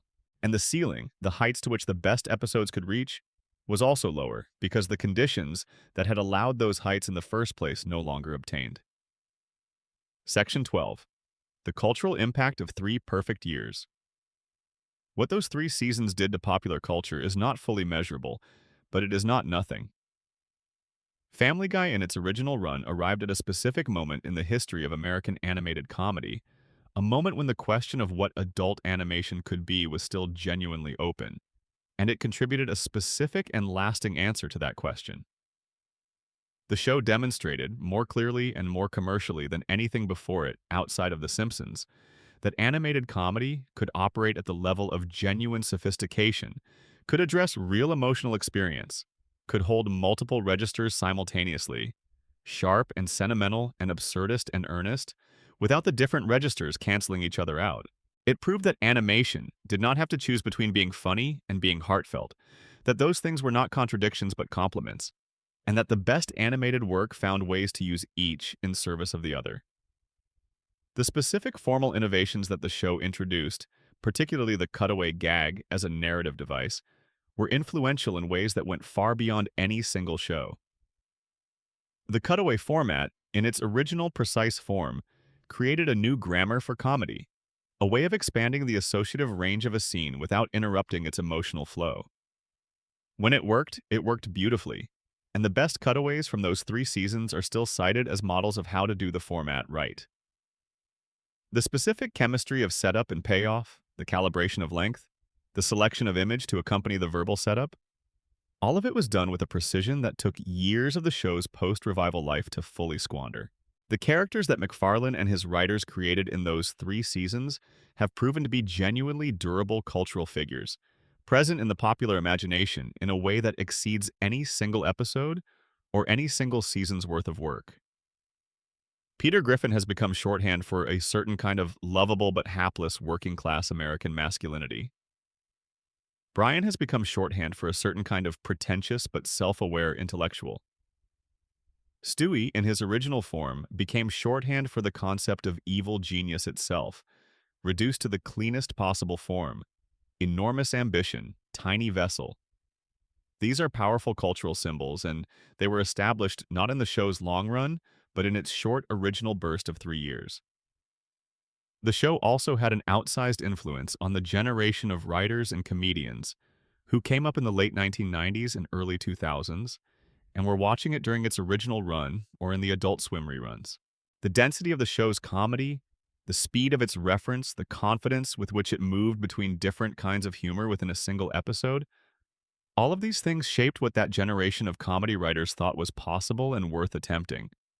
Shows that came after Family Guy in animated and in live-action comedy alike bear its influence in ways that are sometimes visible and sometimes more absorbed into the culture's general understanding of what television comedy can be. And then there is the simple, unglamorous fact that the show made millions of people laugh. It made them laugh while they were sitting in college dorm rooms, or staying up too late in apartments they couldn't quite afford, or lying on the couch on a Tuesday night with nowhere to be. It made them laugh at the kinds of things they had only half admitted to finding funny before: the darkness and the absurdity and the strangeness of the domestic arrangements that most people are living inside without quite having the language to describe them. Family Guy at its best was doing what the best comedy always does: finding the joke inside the truth and making the truth more bearable by finding the joke. 3 years, 50-some episodes, 22 million viewers on the first night, and a long, strange, ultimately incomplete story ever since. The golden era of Family Guy was short because golden eras are always short. They exist at the intersection of the right people, the right moment, the right conditions, and the right amount of not yet knowing what you are. When any of those things shifts, the specific quality shifts with it, and chasing it back is like chasing water back into a wave. The show is still there, still producing episodes, still finding occasional moments of its old self in the cracks between whatever else it is being now. The characters are still recognizably themselves, even after everything that has happened to them over the decades. And those first 3 seasons are still there, exactly as they were: 50-odd episodes of a specific kind of animated comedy that landed at a specific time and did something that has not quite been done in the same way since. It is worth watching them. It is worth understanding what they were trying to do and why it worked. Not as an exercise in nostalgia, not as a complaint about what came after, but as an appreciation of the thing itself, the specific and improbable and genuinely beautiful thing that a young animator from Connecticut made when he sat down in a room with a group of talented people and tried to make something true and funny and warm, and succeeded, briefly and brilliantly, for 3 years. Section 13. The Transition and What Was Lost. The Bridge Between Eras. When Season 4 arrived in May 2005, there were obvious and visible changes from the show that had ended in 2002. The animation was different, cleaner and more technically accomplished in some ways, but tighter, less fluid, the character movements more constrained and more mechanical. Rough Draft Studios, which had done the animation for Seasons 2 and 3 and given the show a particular lively energy, was no longer the primary studio. The new look was more polished on a technical level, but less alive on a human one, and that trade-off was immediately apparent to anyone who had watched the early seasons carefully. The writing room was different in the ways already described. Some original contributors had returned, but many had not, and new voices had joined who brought different sensibilities and different comedic instincts to the table. The overall creative direction was still nominally McFarlane's, but McFarlane was now also running American Dad, which premiered the same night as the Family Guy revival. He was managing two shows simultaneously, as well as handling a new wave of media attention and career opportunity that the show's resurrection had generated. His attention was divided in ways it had not been during the original run. The character drift began immediately. Peter in Season 4 was still recognizable as Peter, but the range of his stupidity had expanded in a direction that felt qualitatively different from what it had been before. In the early seasons, Peter was dumb in the way that real people are sometimes dumb. He did not think things through, he acted on impulse, he misjudged situations. In Season 4, he began doing things that were not just foolish, but genuinely cruel, and the show did not always hold him accountable for the cruelty in the way that earlier seasons would have. The accountability was the emotional mechanism that made Peter's stupidity forgivable. When it was removed, even partially, the character began to shift from a lovable fool to something more troubling. Brian's political views, which had always been part of his character but had been balanced by his other qualities in the early seasons, started to take up more real estate in his dialogue and his storylines from Season 4 onward. Episodes began to devote more time to Brian giving speeches about political and social issues in ways that felt less like a character having opinions and more like the writers using the character as a vehicle for opinions they wanted to express. The balance between Brian as character and Brian as mouthpiece had been maintained carefully in the original run. In the revival, that balance began to tip. Stewie's transformation was the most visible and most debated change. The writers had decided during the hiatus that the evil genius baby premise had been taken as far as it could go, and beginning in Season 4, Stewie's world domination plotting and his attempts to kill Lois were increasingly replaced by storylines focused on his emotional life, his personal identity, and his developing friendship with Brian. This was a deliberate choice, and it was not without merit. The Stewie and Brian partnership, particularly in the road to episodes that continued in the revival seasons, produced some of the best work in the post-cancellation run. But the trade-off was the loss of something genuinely irreplaceable. The evil genius baby who wanted to murder his mother was one of the most original character concepts in television comedy, and walking away from that concept in favor of a more conventionally emotional character arc, however well executed, was a choice that the show would never fully reconcile. The cutaway gags expanded. In Season 4, and increasingly in Seasons 5 and 6, the cutaways became longer, more frequent, and more central to the episode's overall structure. The shift from cutaways as seasoning to cutaways as main course happened gradually enough that no single episode marks the turning point, but looking at Seasons 4 and 5 in comparison to Seasons 1 through 3, the difference in the ratio is stark. The episodes in the revival seasons have less narrative structure, thinner main storylines, and more material that exists purely as disconnected comedy sketches. The story as engine model of the early show was being replaced by a sketch as engine model, and the consequences for character development and emotional resonance were significant. None of this is to say that the revival was without value or that the seasons immediately following the return were bad television. Season 4 produced Petarded, one of the finest character-based comedy episodes in the show's history, in which Peter genuinely believes himself to be more intelligent than he is after a fluke result on a standardized test, and the episode uses that misunderstanding to examine the specific cruelty of the world toward people it deems intellectually inferior. It produced Brian Sings and Swings, a genuinely charming episode about Brian and Meg developing an unlikely friendship. It produced the Stewie and Brian road trip, Road to Europe, which was not as emotionally resonant as Road to Rhode Island, but was funny in all the right ways. But the floor had dropped. The baseline quality of the show, the quality you could expect from an average episode rather than a best one, was lower in the revival than it had been in the original run. The ceiling was also lower. The best episodes of seasons 4 and 5 did not quite reach the heights of the best episodes of seasons 2 and 3, even when they were very good, because they were operating with slightly less structural integrity, slightly less character depth, and slightly less of the warmth that had made the early show's best moments work as well as they did. The gap between the show the revival was trying to be and the show the original had been was narrow in seasons 4 and 5, but widening. And it would widen more in the seasons to come as the creative decisions made in the revival period compounded and accelerated, each one moving the show incrementally further from its original identity until the distance became effectively uncrossable. The original 3 years receded in the rearview mirror, the specificity of them becoming both more apparent and more irretrievable with each passing season. Section 14. What those 3 years mean. Now we are more than 2 decades removed from the original run of Family Guy. The show has now produced well over 400 episodes.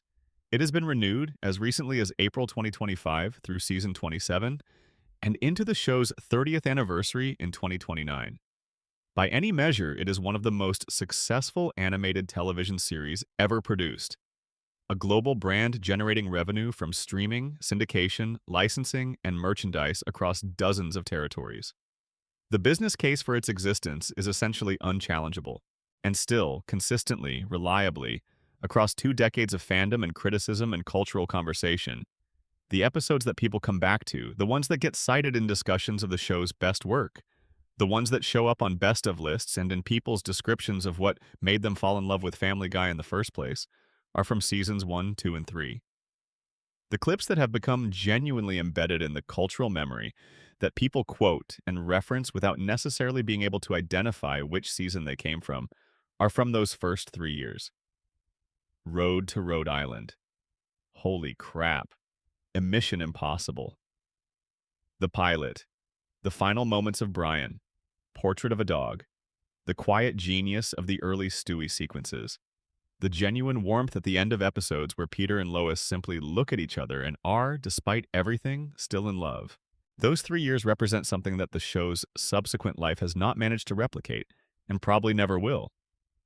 The specific condition of being new, of being made by people who had not yet figured out what they were making and were finding out together in the process of making it. That condition is irreproducible not because the people who came after were less talented or less committed, but because you can only be new once. You can only discover your own creative voice once. The clarity of those first 3 seasons is the clarity of discovery, and everything that came after was the attempt to sustain what could not be sustained, to preserve what had already been consumed in the act of creating it.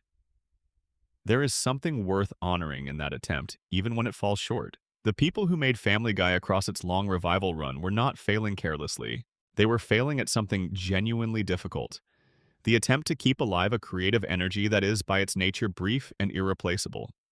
They produced good work among the inconsistency. They maintained characters who were still recognizable, a world that was still coherent, a voice that still sounded, occasionally, like the voice of the show that had started it all. But the golden era lasted 3 years because golden eras always last about that long. They last until the discovery is complete, until the exploration of the new territory has been exhausted, until the people who found the territory have to figure out what to do once they've mapped it. Family Guy's original writers found something extraordinary in those 3 years.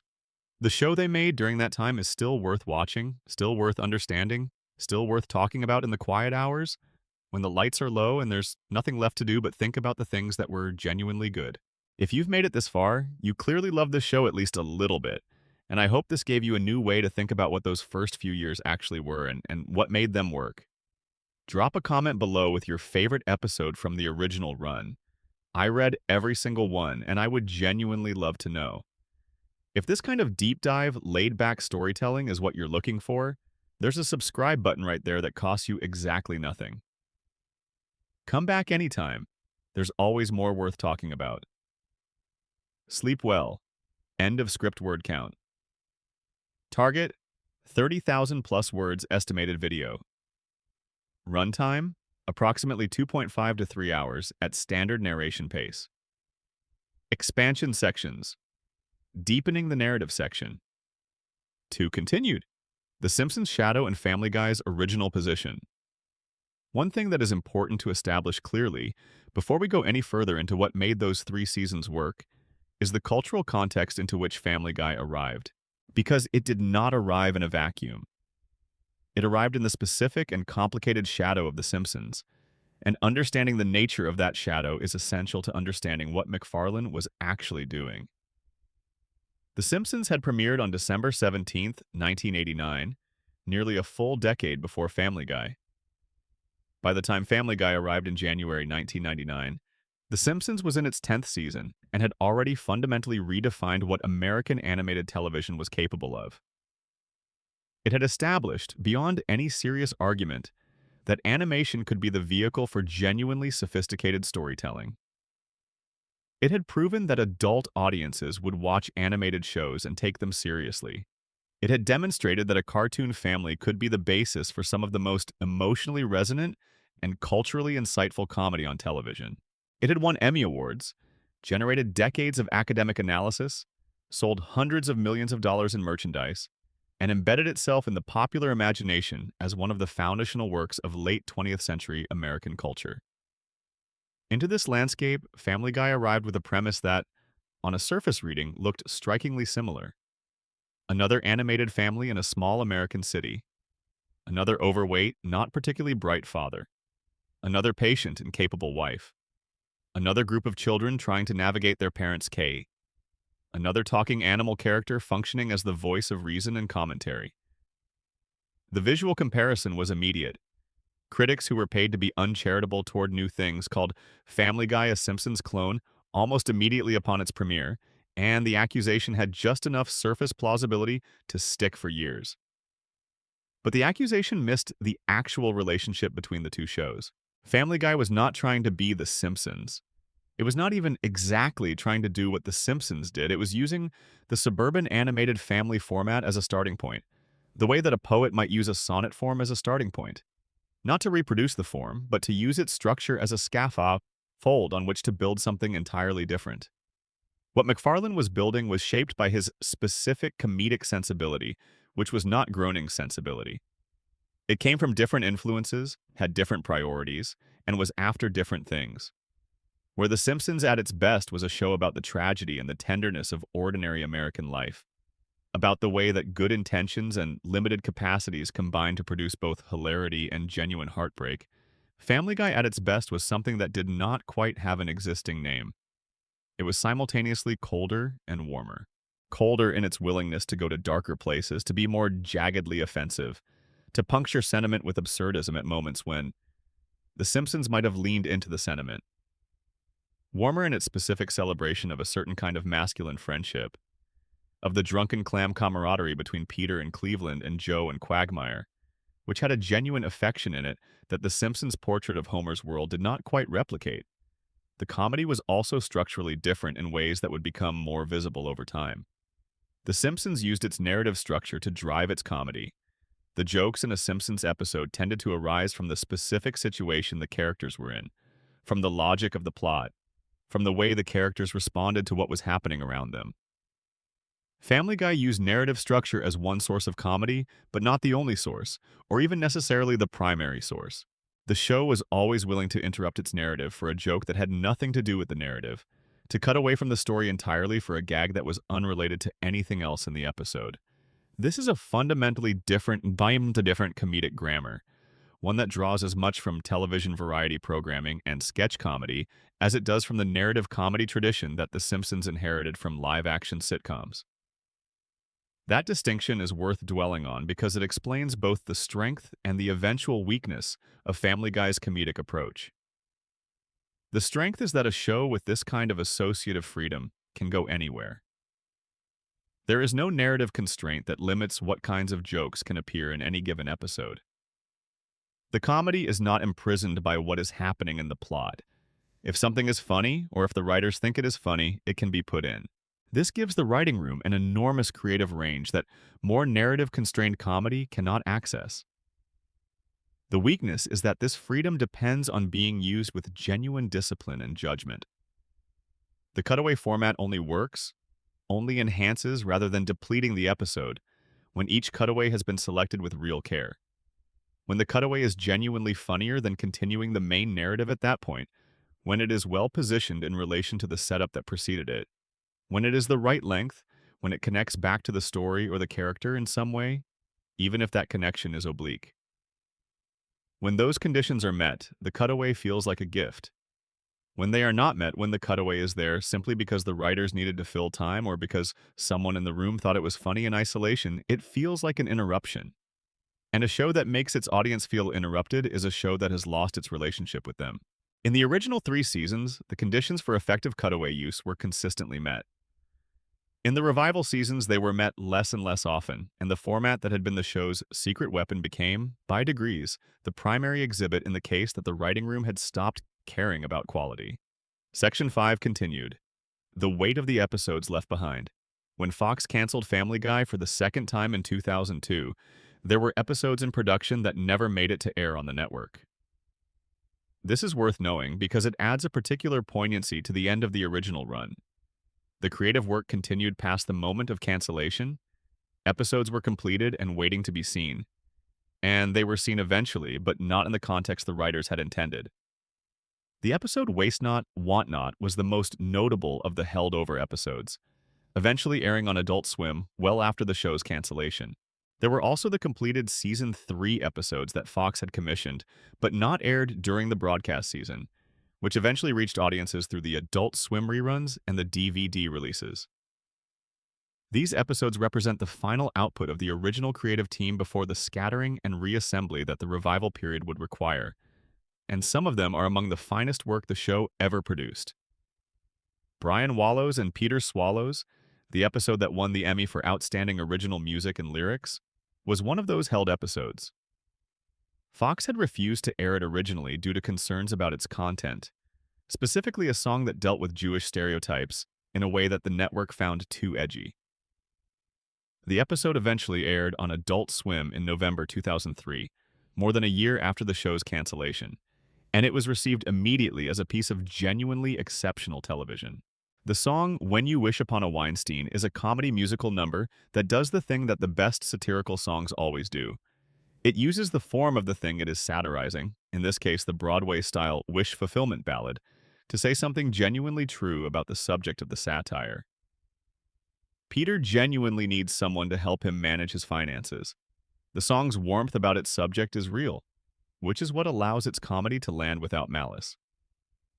The fact that this episode was considered too edgy to air by Fox in 2001 and 2002, but became an Emmy-winning classic when it finally aired, is itself a small commentary on the network's relationship to the show it had commissioned. Fox frequently did not understand what it had, did not know how to support it, and consistently made decisions, from scheduling to content intervention, that worked against the show rather than with it. The relationship between the network and the show it had created was complicated from the very beginning, and those complications are part of the story of why those 3 years were so specifically difficult to sustain. Section 6 continued. The Stewie question and what made the original concept genius. It is worth going deeper on Stewie specifically, because Stewie, in his original form, is the character whose creative underpinnings are most easily misunderstood and therefore most illuminating to examine carefully. The easy reading of early Stewie is that the joke is simply, evil baby. A tiny person in a diaper talks about world domination, and it's funny because of the incongruity. That is the surface reading, and the surface reading is not wrong. The incongruity is real, and it is genuinely funny. But the surface reading misses the most interesting thing about the character, which is the specific emotional logic that underlies the villainy. Stewie, in the original conception, is a character who is absolutely certain of his own exceptionality and absolutely frustrated by the conditions of his existence. He knows, with the clarity of a genius, that he is better, smarter, more capable, and more deserving of power than any of the people who have authority over him. He is trapped in the body of an infant. His food is chosen for him. His schedule is determined by someone else. The world treats him as a helpless dependent when he is, from his own perspective, a more competent being than anyone around him. The desire to take over the world and to kill Lois is not random villainy. It is the logical, if extreme, expression of a deeply felt injustice. The injustice of having enormous capacity while being denied any autonomy. This is, when you strip away the absurdist packaging, actually a recognizable human experience. Most people at some point feel that the world is not giving them the recognition they deserve, that they are constrained by circumstances that have nothing to do with their actual worth, that the people who hold power over them are less qualified to hold it than they are. Stewie's reaction to this experience is to build a mind control device. Most people just complain. But the underlying feeling is the same, and the comedy of Stewie is in part a comedy of recognition. We laugh at him because we know that feeling, even if we have never acted on it with any particular sophistication. This is why the transformation of Stewie from a villain to a more conventionally emotional character diminished something irreplaceable. The emotional identity version of Stewie, the Stewie who worries about fitting in and has complicated feelings about his friendship with Brian, and navigates his personal life with a combination of sensitivity and pretension, is a recognizable type. That character exists in other shows, in different forms, and while the version on Family Guy has its own specific qualities, it is not unique in the way that the original Stewie was unique. The evil genius baby who built ray guns in his crib was genuinely singular, and the decision to retire that character in favor of something more emotionally accessible was a creative loss that no amount of well-written Brian and Stewie adventure could fully compensate for. There is a philosophical argument to be made for the change, that a character who only has one mode of being, however brilliant that mode is, has a limited creative lifespan, and that the evolution of Stewie from pure villain to something more complex represents genuine creative growth. McFarlane and the writers made this argument explicitly, and it is not without merit. A character who is always doing exactly the same thing, however entertaining that thing is, will eventually exhaust the available variations on that thing. But the counter-argument, which is equally valid, is that the limitation of the original premise is not the same as exhaustion of the premise. The evil genius baby concept had a structure that could generate endless variations.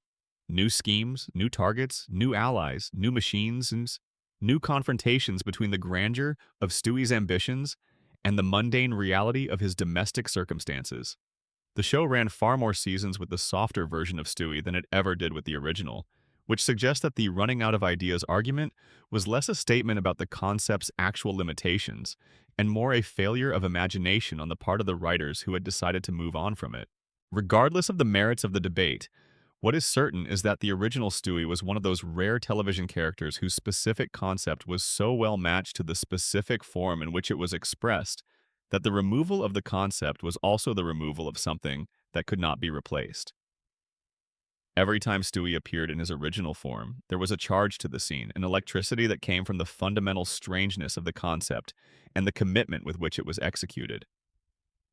Every time early Stewie casually discussed his plans while Lois fed him oatmeal, the gap between the surface and what was happening beneath it was so wide and so perfectly calibrated that the comedy had a kind of inevitability. You knew the joke was going to land before it landed, and it landed anyway, and that is the best possible feeling in comedy. Section 7 continued, the warm texture of the Griffin house. One of the things that is hardest to articulate about the early seasons of Family Guy, but that is consistently identified by people who love those seasons when they try to describe what made them different, is the specific quality of warmth that existed inside the Griffin house. Not warmth in a sentimental sense, not the calculated warmth of a show that wants you to feel good about what you're watching, but something more organic and more honest than that.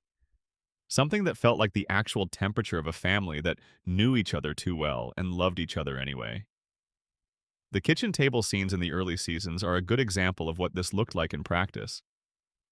A table scene in a family sitcom is one of the most generic imaginable constructions. Characters sit around a table and talk. It should feel like nothing. In the early Family Guy episodes, those scenes consistently felt like something, because the writing and the performance treated them as opportunities to show the Griffins in their natural state, the unguarded, slightly chaotic state of people who have stopped performing for each other and are just being who they are. Peter's way of eating, the oblivious enthusiasm of it, Meg's slightly withdrawn presence, never quite fully included in whatever conversation was happening, but not excluded either, just slightly adjacent to the main event of the family, in a way that teenagers often are. Chris's cheerfully absurd non sequiturs that nobody quite responds to, but that are received with the tolerance that families develop for their members' particular varieties of strangeness. Lois managing all of it, tracking multiple things simultaneously, deploying the kind of attentive patience that is the specific emotional labor of parents of young children. Brian at the corner of the scene, observing, sometimes commenting, always slightly separate by virtue of being not quite a family member and not quite not. And Stewie in the high chair, pursuing his private agenda with the intense focus of someone who has a great deal to accomplish and very little time.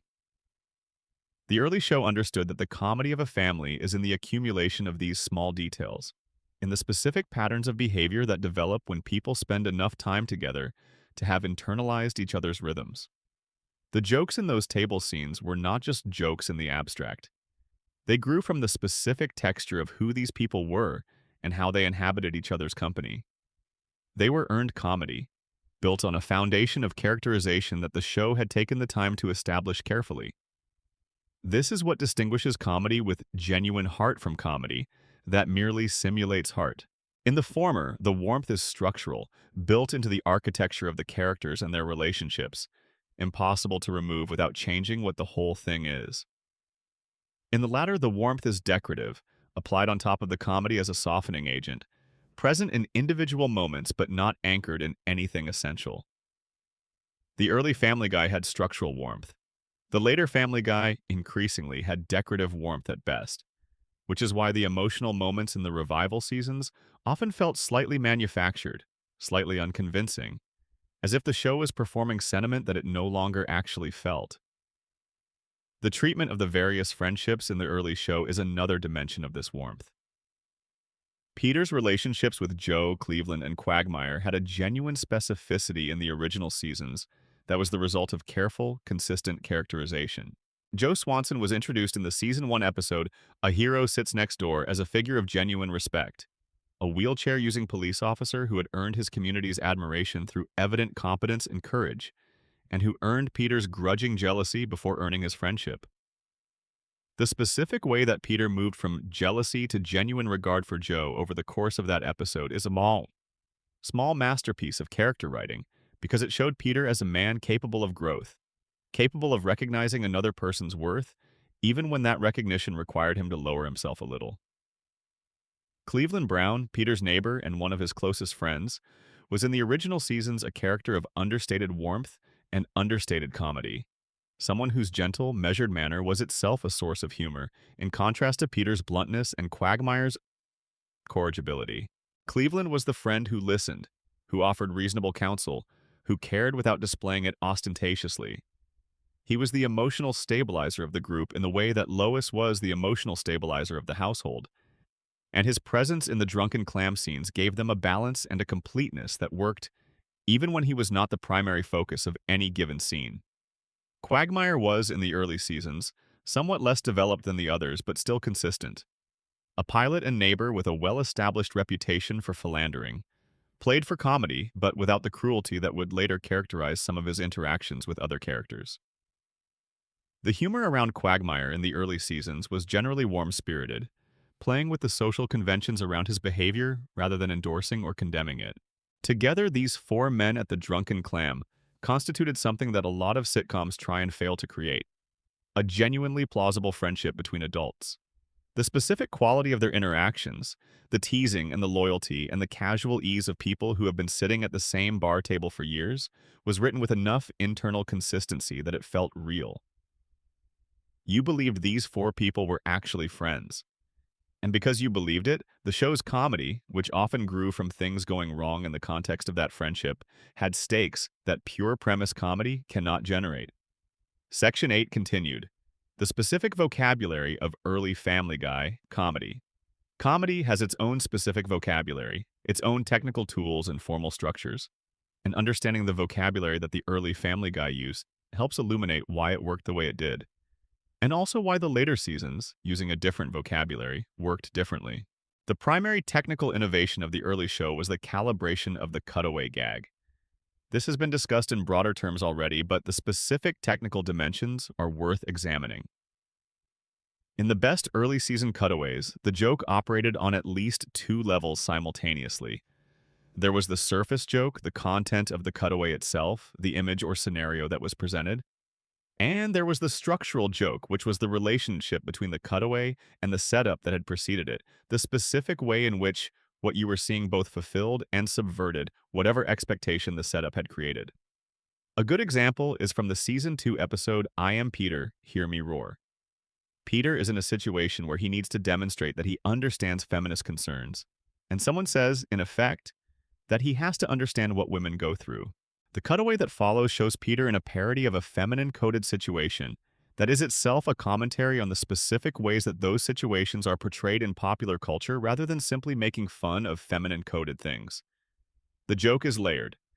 There is the immediate absurdist image, there is the meta-commentary on how that kind of situation is usually represented, and there is the satirical point about Peter's specific relationship to gender politics.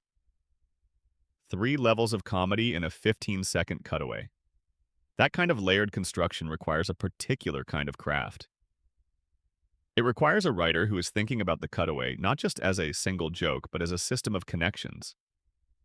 Connection to the setup, connection to the character's established personality, connection to a recognizable cultural reference, and then the surprise that subverts all of those connections in a way that generates the comedic payoff. In the early seasons, the writing room was consistently working at this level of craft. The jokes were not random. They were not interchangeable. They were specific to the moment and the character and the cultural reference, and that specificity is what made them feel genuinely inventive rather than merely loud. The early show also used callbacks with a particular skill that deserves recognition.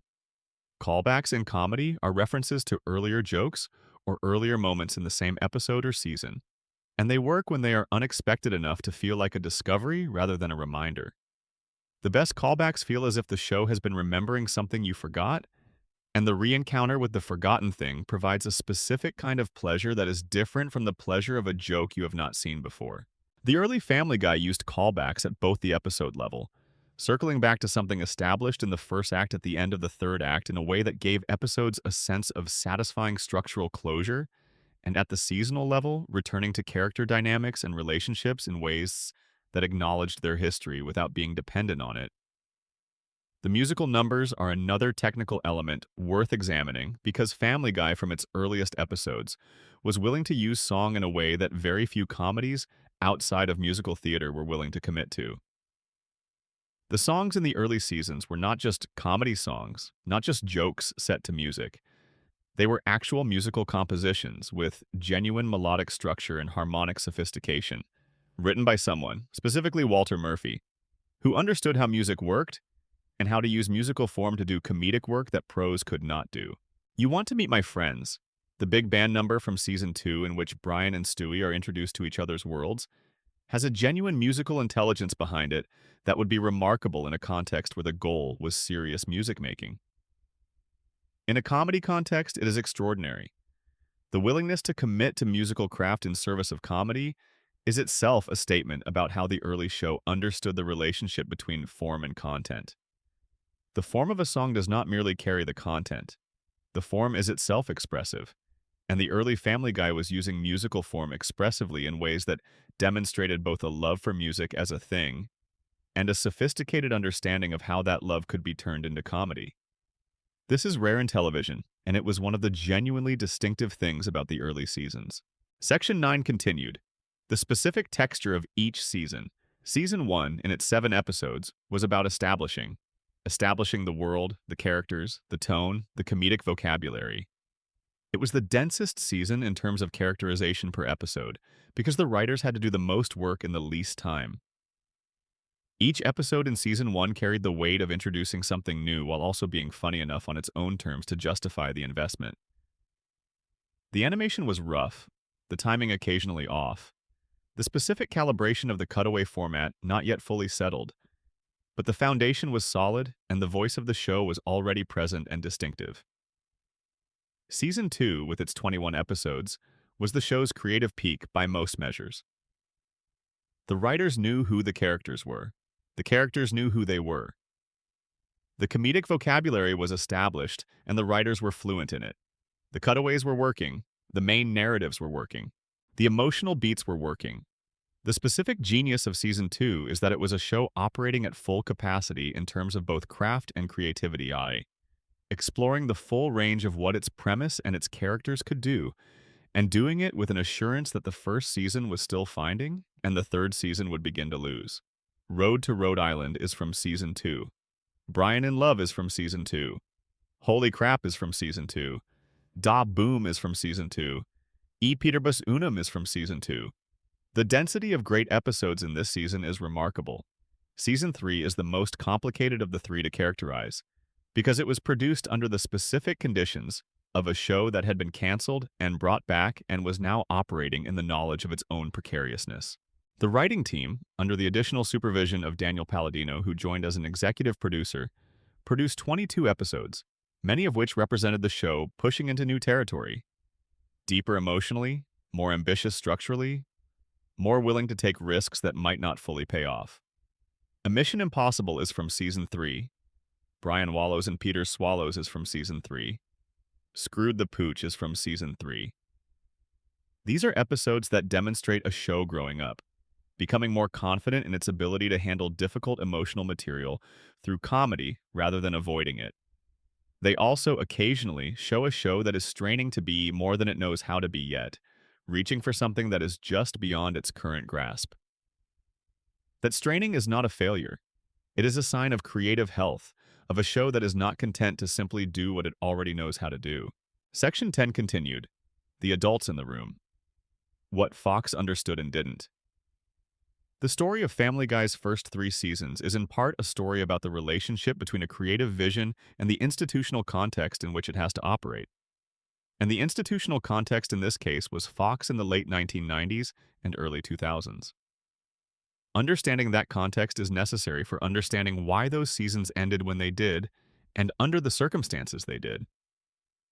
Fox in the late 1990s was a network with a specific identity and a specific set of priorities. It had been built in large part on the success of animated programming, with The Simpsons as its flagship, and it understood the appeal of adult animation in a way that the other major networks did not yet fully grasp. It was also a network that was aggressive, experimental, willing to take risks on programming that the more conservative networks would not touch, and sometimes willing to bet on things that were strange and unproven. The decision to greenlight Family Guy was itself an example of this. A 25-year-old animator with no major credits was given a show based on a student film and a $50,000 pilot, which is a genuinely unusual bet. But Fox's willingness to take the initial bet was not accompanied by the institutional patience required to let the show develop. The scheduling decisions that plagued the first 3 seasons, the constant movement from time slot to time slot, the inexplicable decision to put a show that needed to find its audience in front of the biggest audiences in all of television, and the guaranteed losses that followed, suggest a network that wanted the show to succeed immediately or not at all. The concept of developing a program, of giving it the time and the stable platform necessary to build a loyal audience through consistent exposure, was apparently not available to Family Guy.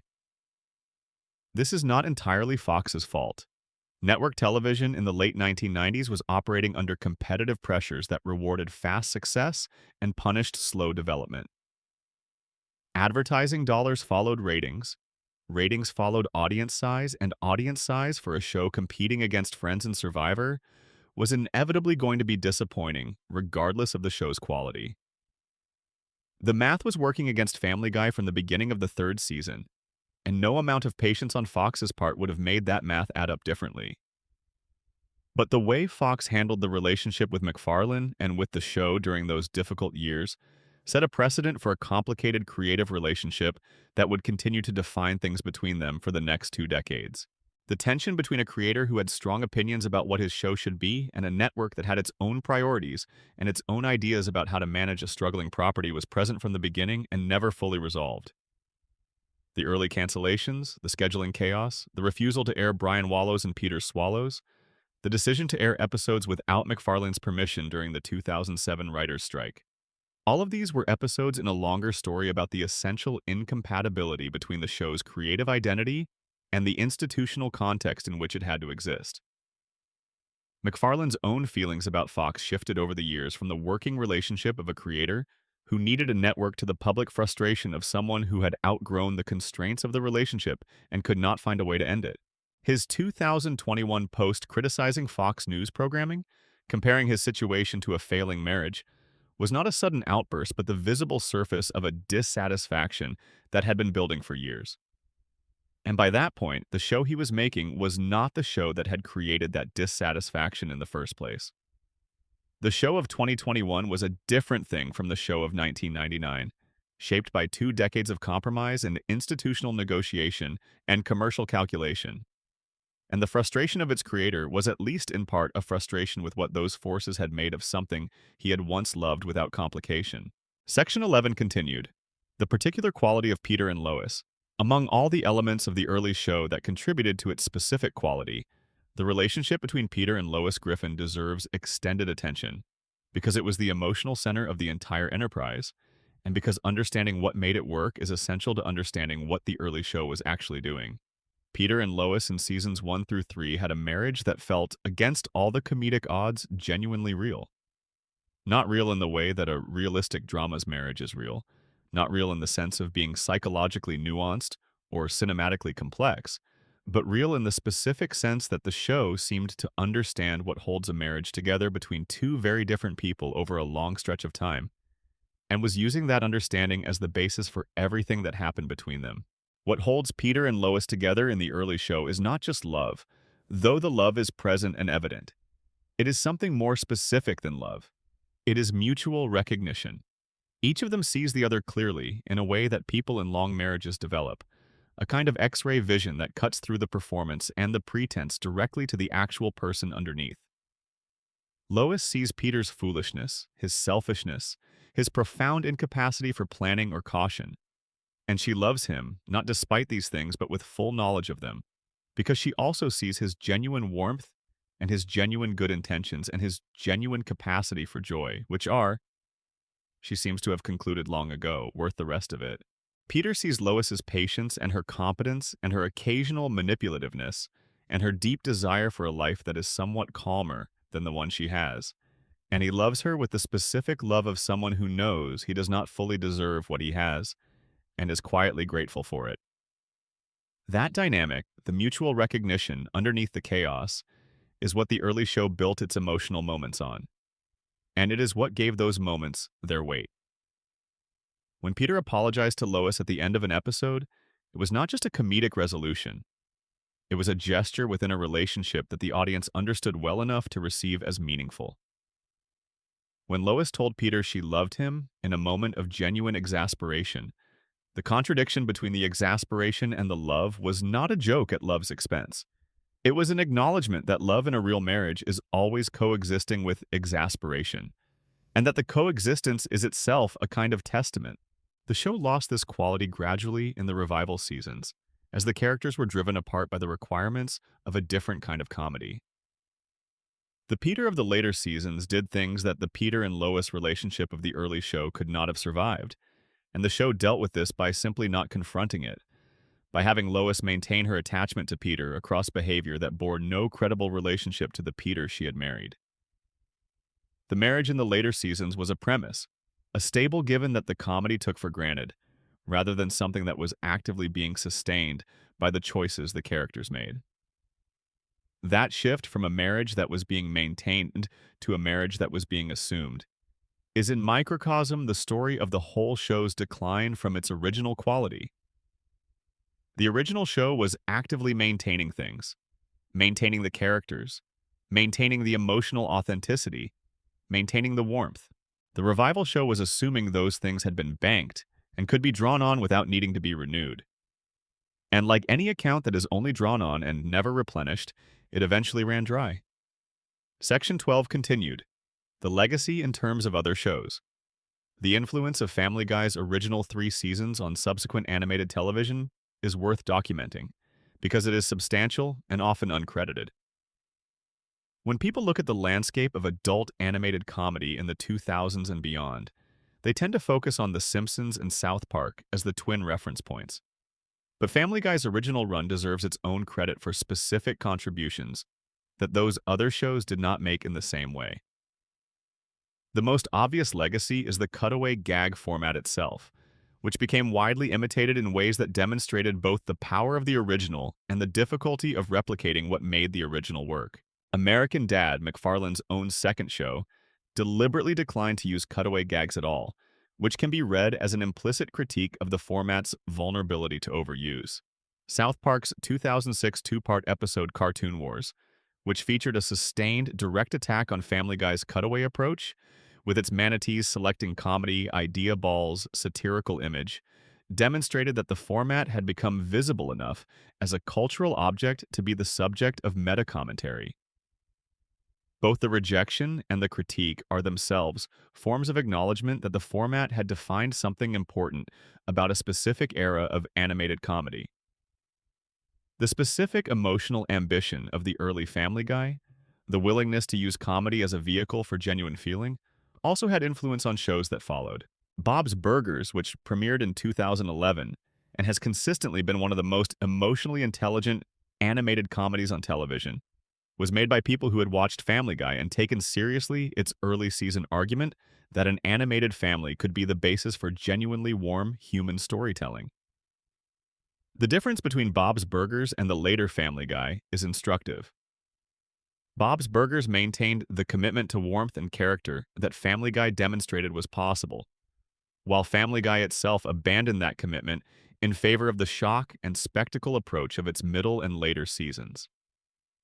The Brian and Stewie road trip format had its own influence, generating a template for animated buddy pair episodes that could achieve genuine emotional resonance through the combination of comedy and adventure that has been used in various forms in animated shows since.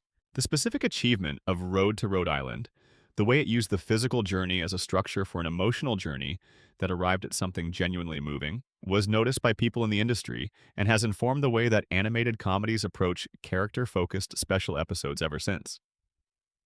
The show's original approach to the relationship between absurdist comedy and genuine feeling, the argument implicit in every early episode that these two things were not contradictions, but complements, has been one of the most durable contributions of those 3 seasons to the broader culture of animation.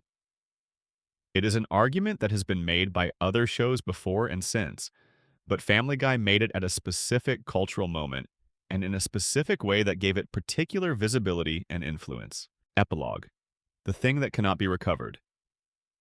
There is a line from the poet Heraclitus, paraphrased from the Greek, that says you cannot step into the same river twice because the water has changed, and you have changed, and the moment of first stepping is gone and will not come again. The early seasons of Family Guy are that river. The water that moved through those 50-odd episodes, the specific current of creative energy and personal vision and collaborative chemistry and fortuitous timing that made those 3 years what they were, is water that has long since moved downstream. The riverbed is still there, the banks are still there, the characters that gave the river its shape are still there in modified form. But the specific water, the specific current, is gone. This is not a tragedy, exactly. It is just the nature of time and of creative work in time. The best things in art are almost always produced under conditions that are themselves unrepeatable. And the attempt to reproduce those conditions, even by the people who created them, is almost always less successful than the original. The early Family Guy was made at a specific intersection of a young creator's maximum engagement with his material, a writing room that had assembled by accident and chemistry rather than by design, an audience finding a show through the unusual circumstances of late-night cable reruns and mail-order DVDs, and a cultural moment that was specifically receptive to what the show had to offer. Those conditions aligned once and produced something remarkable. They will not align again. What remains are the episodes themselves, intact and available exactly as they were made. You can watch Death Has a Shadow and Road to Rhode Island and Holy Crap and a Mission Impossible right now, and they will be the same things they were in 1999 and 2000 and 2001. The water is gone, but the impression it left in the stone is still there, and that impression is enough to tell you what the water was like when it was running. It is enough to give you a sense of the specific shape and temperature and speed of something that moved through a particular place at a particular time and will not come back. That is what we have been sitting with tonight, going back through those 3 years and tracing the specific outlines of something that was genuinely, improbably, briefly perfect. Sleep well. And if you dream tonight, dream of a guy named Peter Griffin doing something he shouldn't, and a dog reading a book in the corner of the living room, and a baby in a yellow shirt making quiet plans that nobody else can hear. If you made it all the way to the end, you are exactly the kind of person this channel exists for. Leave a comment, subscribe if you haven't, and I'll see you in the next one.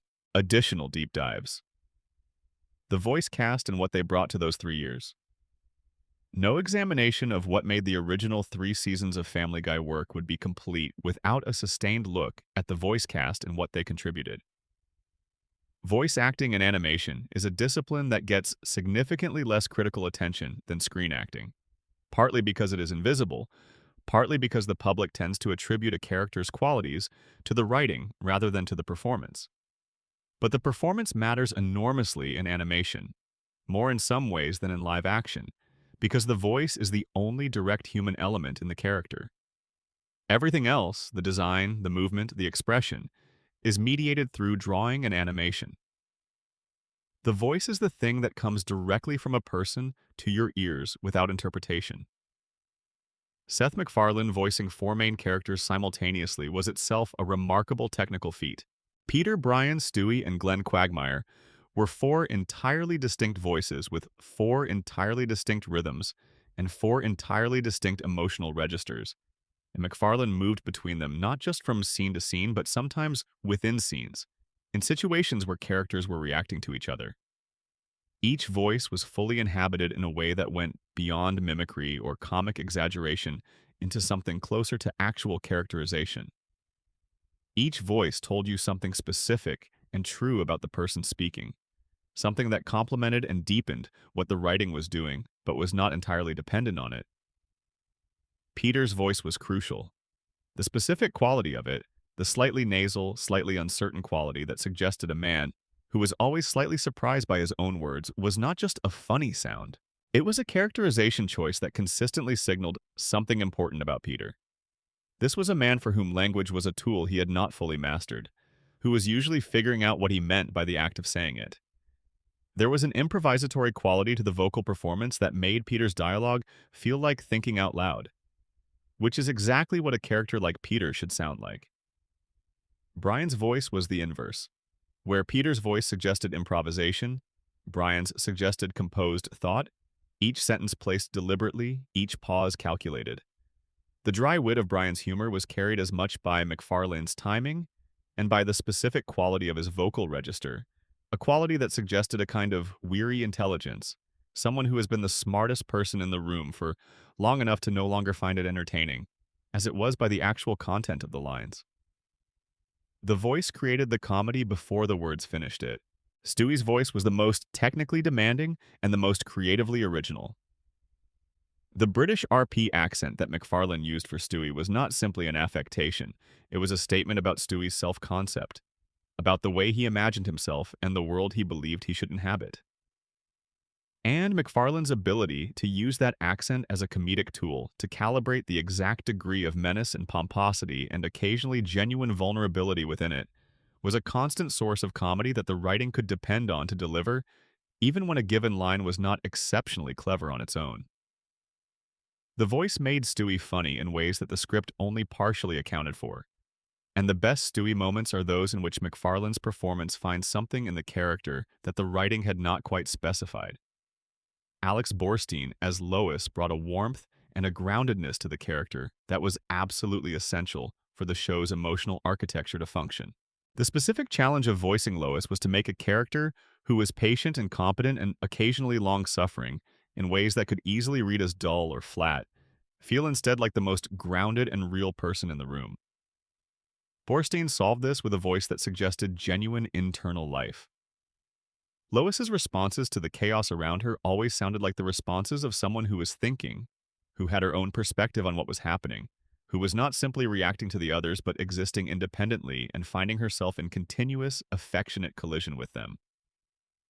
Seth Green as Chris brought a particular kind of cheerful, slightly addled quality to what could have been the most easily ignorable character in the ensemble. Chris was not the show's intellectual or its emotional center or its source of moral commentary. He was the youngest human child, the one whose perspective on the world was most uncomplicated, and Green found in that uncomplicated perspective a specific kind of comic joy. Chris's reactions to things were always genuine, always enthusiastic, and always slightly miscalibrated in ways that suggested a kid who was processing the world at his own pace and not particularly bothered by the gap between his processing speed and everyone else's. Lacey Chabert, who voiced Meg in Season 1 before being replaced by Mila Kunis from Season 2 onward, brought a specific quality to the character that was slightly different from what Kunis would eventually develop. Chabert's Meg was slightly more self-conscious, slightly more visibly uncomfortable with her own awkwardness, which gave the character a poignancy in Season 1 that was consistent with the way the early show treated her.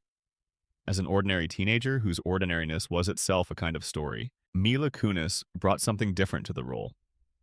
A more resigned quality, a sense of someone who had absorbed so many disappointments that they had become part of her baseline rather than fresh wounds is.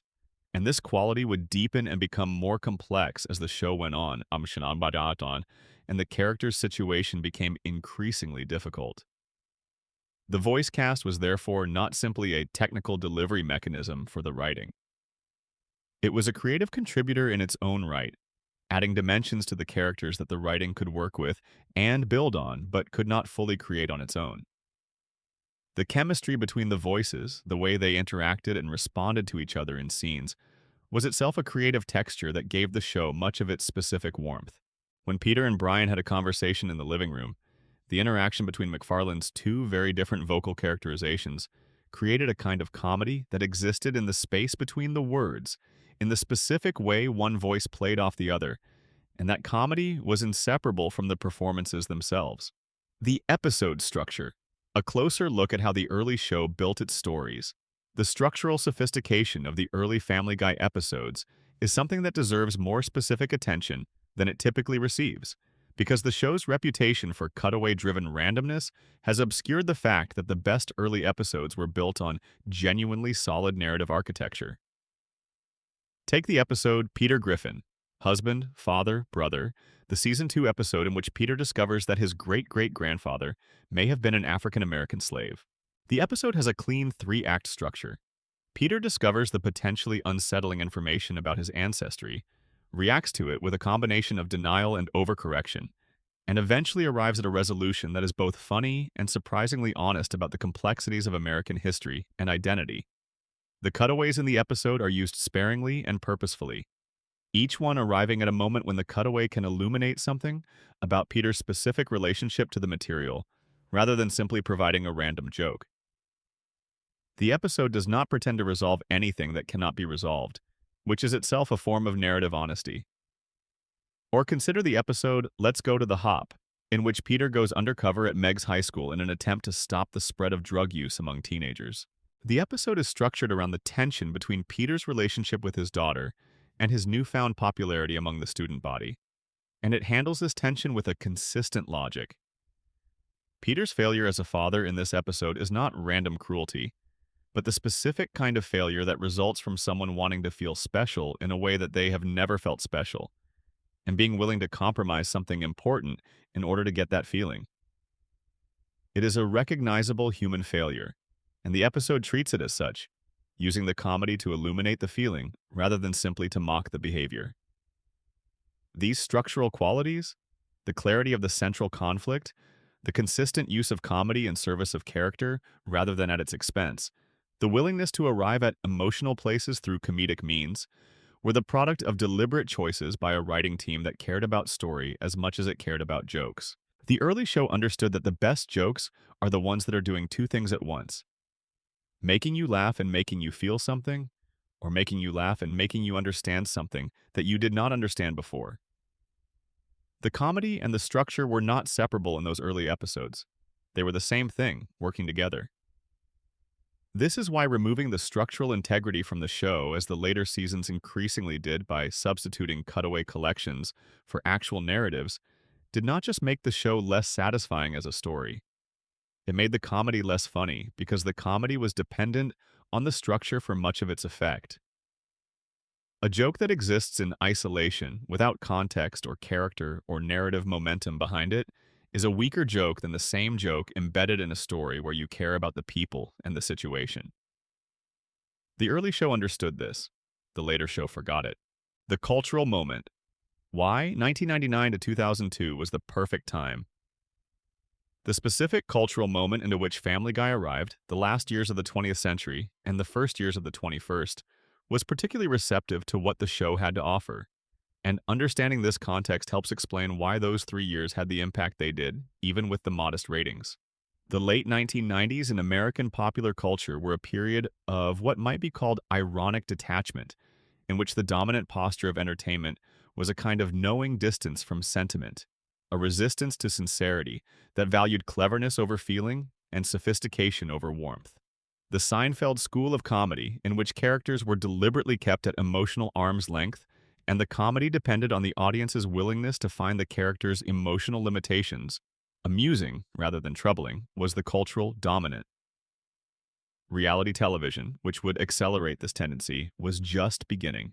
Sincerity had been more or less banished from mainstream comedy, perceived as embarrassing, as a mark of cultural naivety.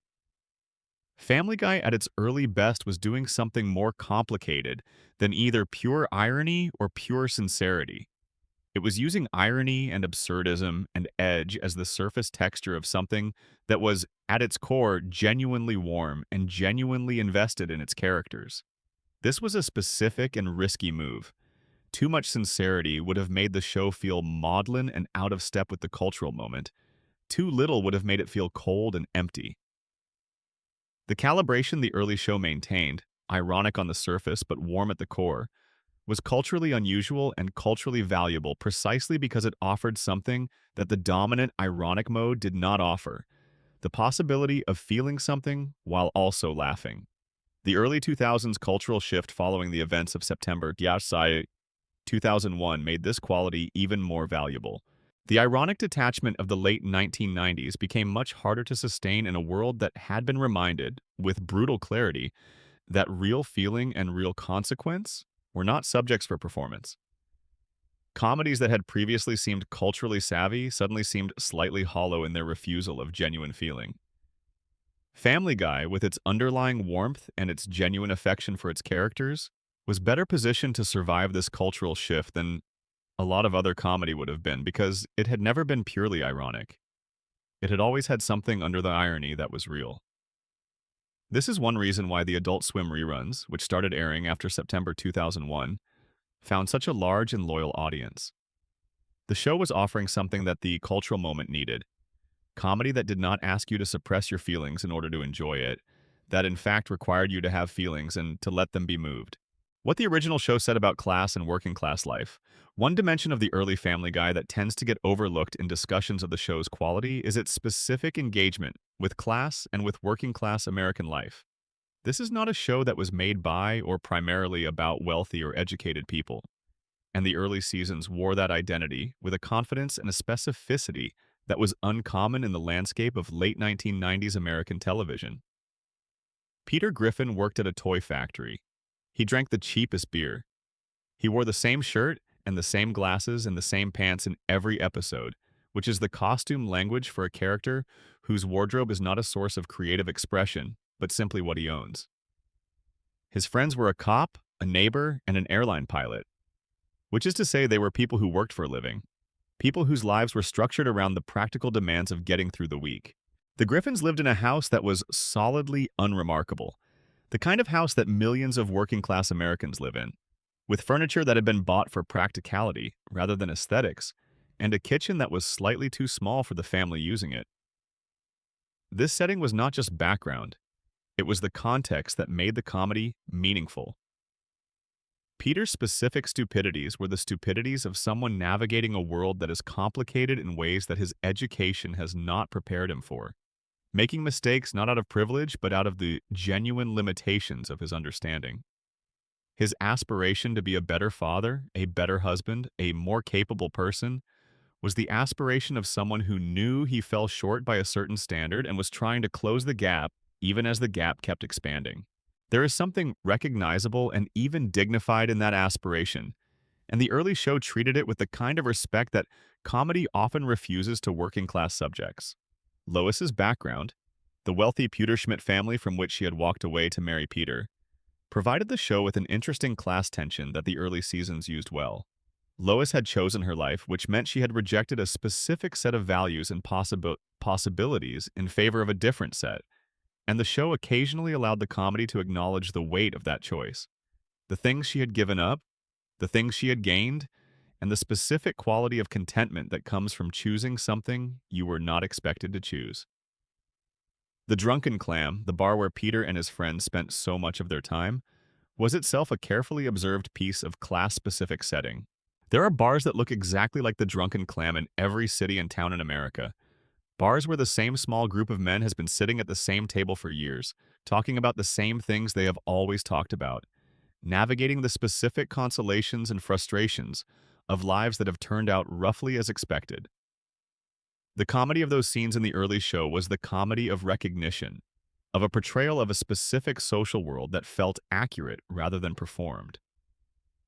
This class specificity was part of what the revival seasons gradually lost as the show chased broader appeal and more spectacular comedy. The Peter of the later seasons was less a working-class man navigating the specific complications of his class position and more a generic idiot protagonist whose foolishness had become untethered from any particular social reality. The loss of class specificity was the loss of one of the show's most distinctive qualities, the quality that made it feel like a portrait of something real rather than a cartoon in the most reductive sense of that word. The Simpsons comparison revisited what Family Guy actually contributed. We touched on the comparison to The Simpsons earlier, but it deserves a fuller treatment because the comparison has shaped the critical reception of Family Guy in ways that have obscured what the show was actually doing. The Simpsons at its best, particularly in its great seasons from roughly season 3 through season 9, was making television that was genuinely literary in its ambition. The show was drawing on classical drama, on Greek and Shakespearean tragedy, on the traditions of the American novel, on the work of specific satirical writers, and it was using those sources to build episodes that were not just funny, but genuinely illuminating about the human condition. The Springfield of The Simpsons was a fully realized world with a coherent sociology, an internal history, and a texture of reference and allusion that rewarded the closest possible attention. The show was, in a very real sense, high art in animated form.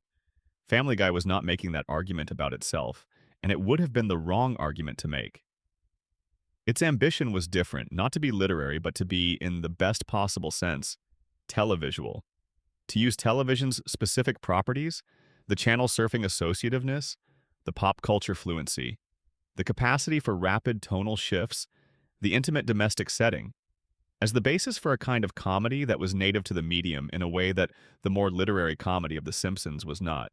Family Guy was made by people who had grown up inside television in a way that The Simpsons creators had not, who saw television not as a medium to be elevated, but as a medium to be explored on its own terms, and whose comedy came from that inside familiarity.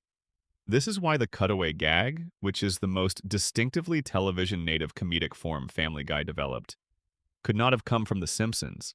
The Simpsons was always slightly outside television, looking at it as a cultural phenomenon to be analyzed and satirized. Family Guy was inside it, using its grammar and its conventions and its reference pool as native materials. The cutaway is a specifically television gesture.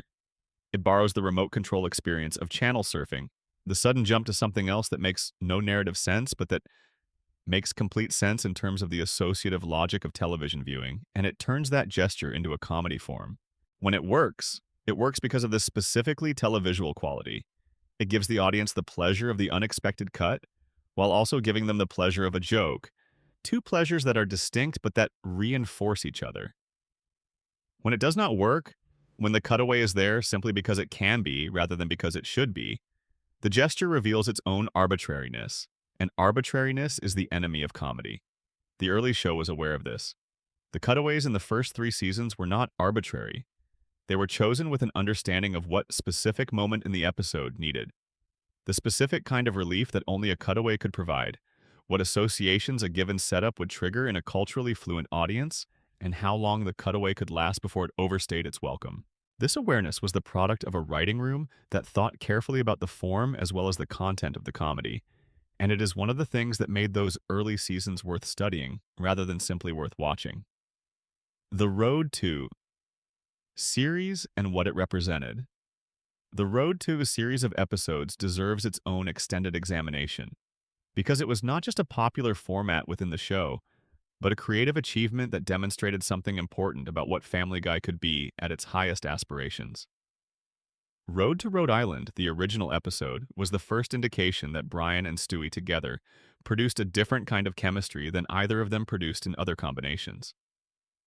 The road trip format gave them a structure within which their essential opposition, Brian's world-weary sophistication against Stewie's diabolical pomposity, could play out through sustained interaction rather than quick scene exchanges.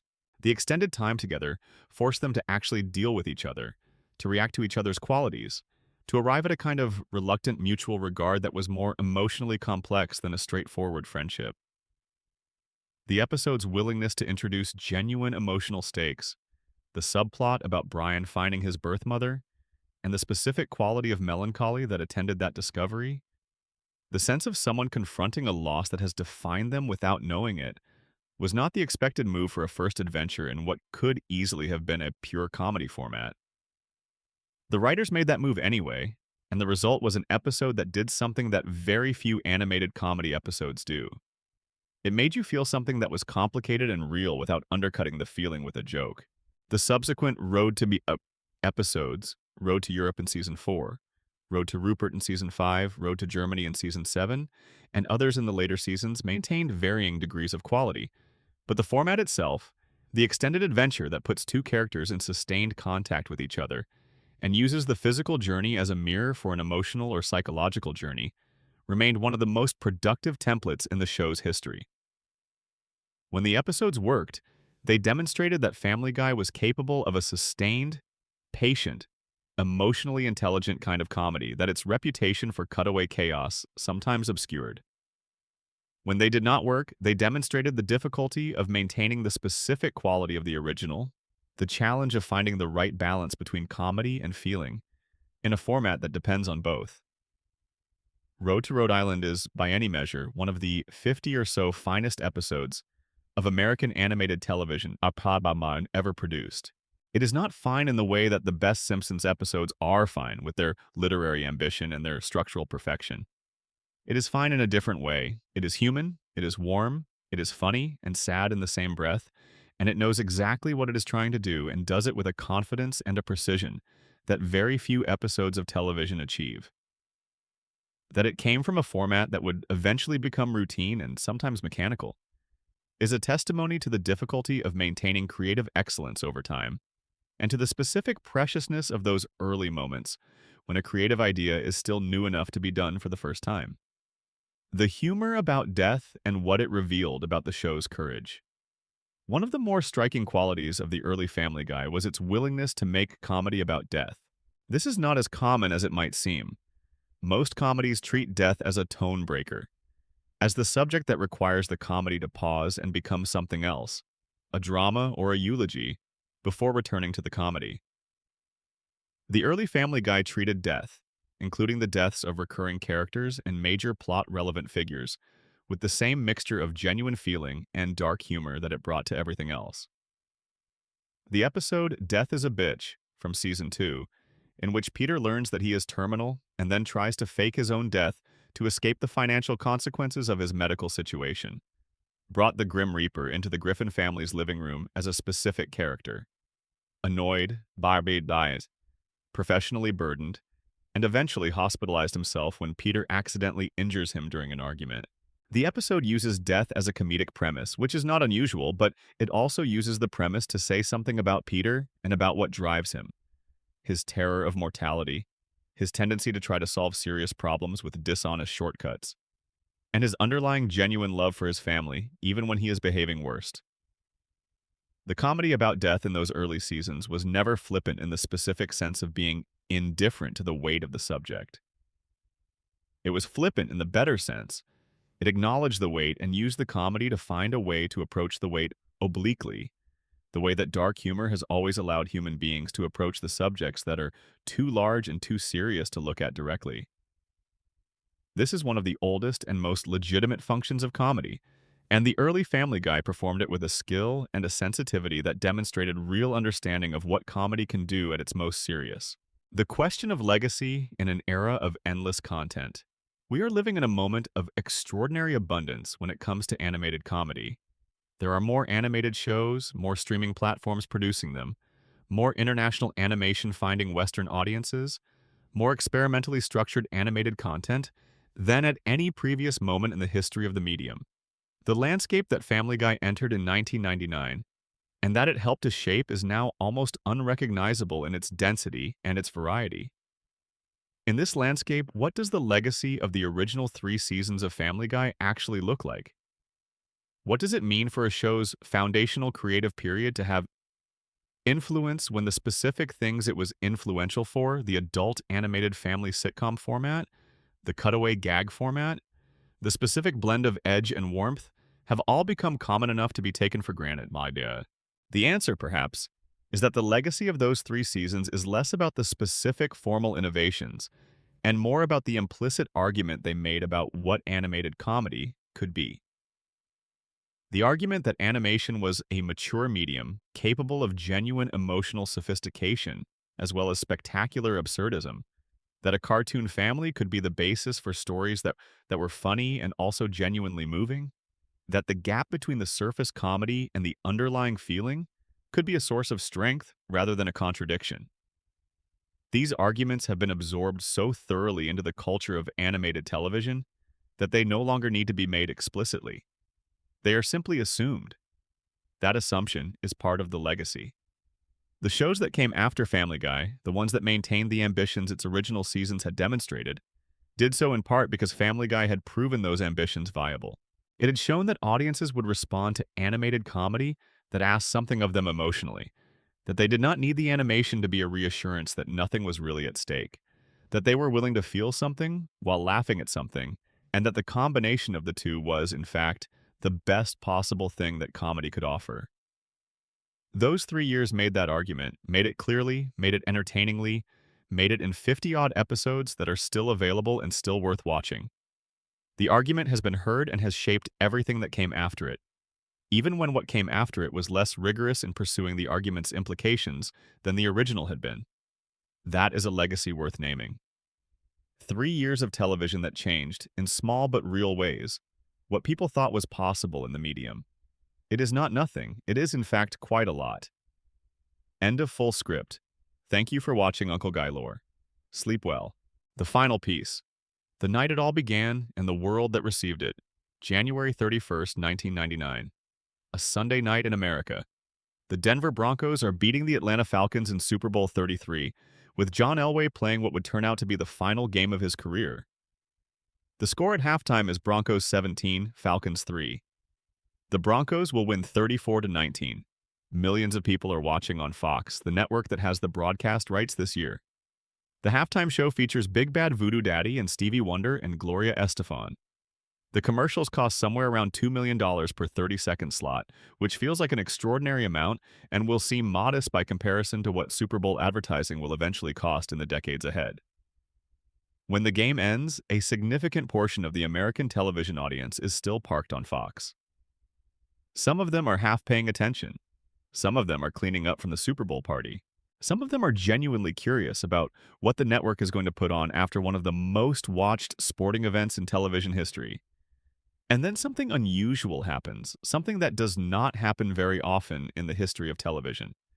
A show airs for the first time, and a genuinely significant portion of the enormous audience stays to watch it. 22 million people watched Death Has a Shadow, the pilot episode of Family Guy. That number will never be reached again by the show, not in its subsequent seasons, not during the revival, not in the 25-plus years that follow. It is a number inflated by the Super Bowl lead-in, yes, but it is also a number that represents something real. 22 million people who saw at least part of Peter Griffin losing his job at the happily-go-lucky toy factory, faking his way onto welfare, accidentally receiving a check for $150,000, spending it on ridiculous things, and eventually having to dump the money from a blimp over the Super Bowl in an attempt to avoid arrest for welfare fraud. 22 million people who were introduced to Lois, and to Meg, and to Chris, and to Stewie, sitting in his high chair constructing a mind control device, and to Brian sitting in the living room with his martini and his book, watching the chaos with the expression of someone who is not surprised. Many of those 22 million people did not come back. The next week's ratings were a fraction of the premiere number, which was always going to happen, because lead-in audiences do not hold. The people who watched because they were on the channel are not the same as the people who watched because they chose to be there.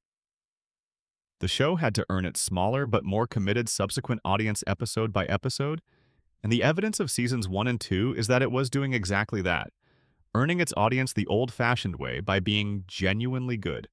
What were those initial viewers seeing that Sunday night after the Super Bowl? They were seeing something that did not yet know it was going to be canceled twice. They were seeing a show that was unaware of its own eventual mythology, that had not yet become either a beloved cult object or a target of critical disappointment, that was simply itself. A new thing, trying to be funny, trying to mean something, trying to introduce a family to the world in a way that made the family worth caring about. There is a freshness in the pilot that later episodes cannot replicate. Not because later episodes are worse, but because later episodes have history, have context, have the weight of what came before them.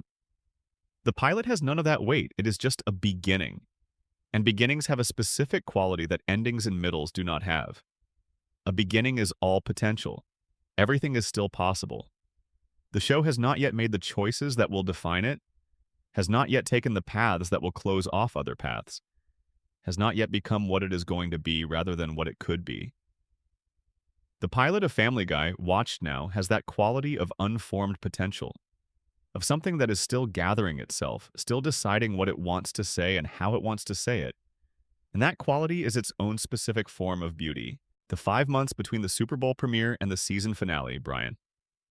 Portrait of a Dog in May 1999 represent the shortest creative arc in the show's history, and in some ways the most concentrated. 7 episodes, 7 attempts to establish something, 7 invitations to watch the Griffin family exist in their world and find it either compelling or not.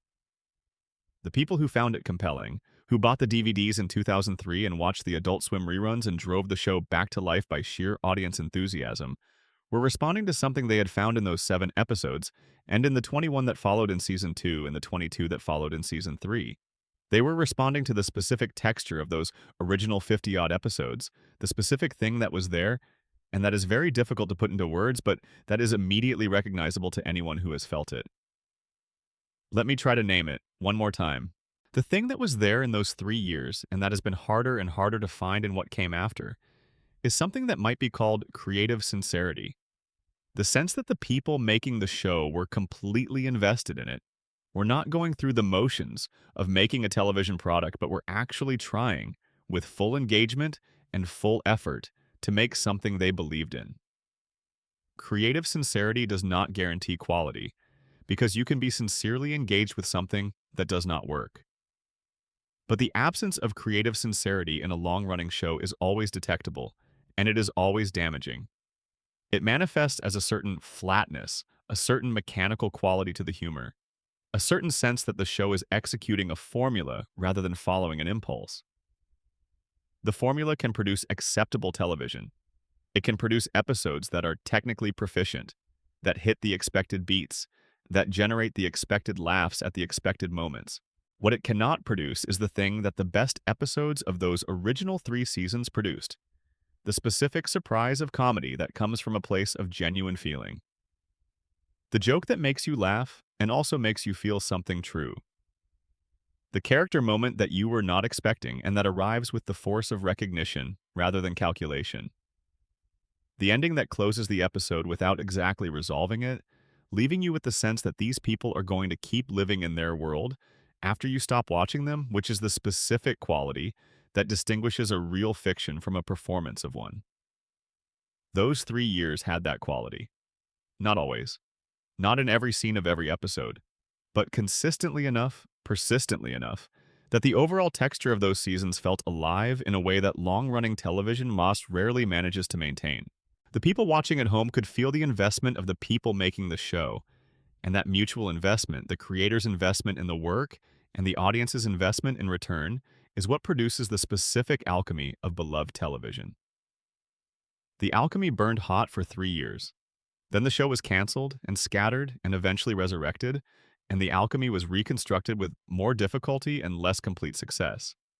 And the years that followed, the long second life of Family Guy from 2005 to the present day, have been the story of a show trying to remember what it felt like to burn with that specific heat, and occasionally succeeding, but never quite sustaining the burn the way those original 3 years did.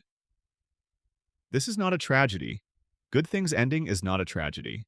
The question is not why the golden era ended, but why it was golden at all. And the answer to that question is the whole story we have been telling tonight.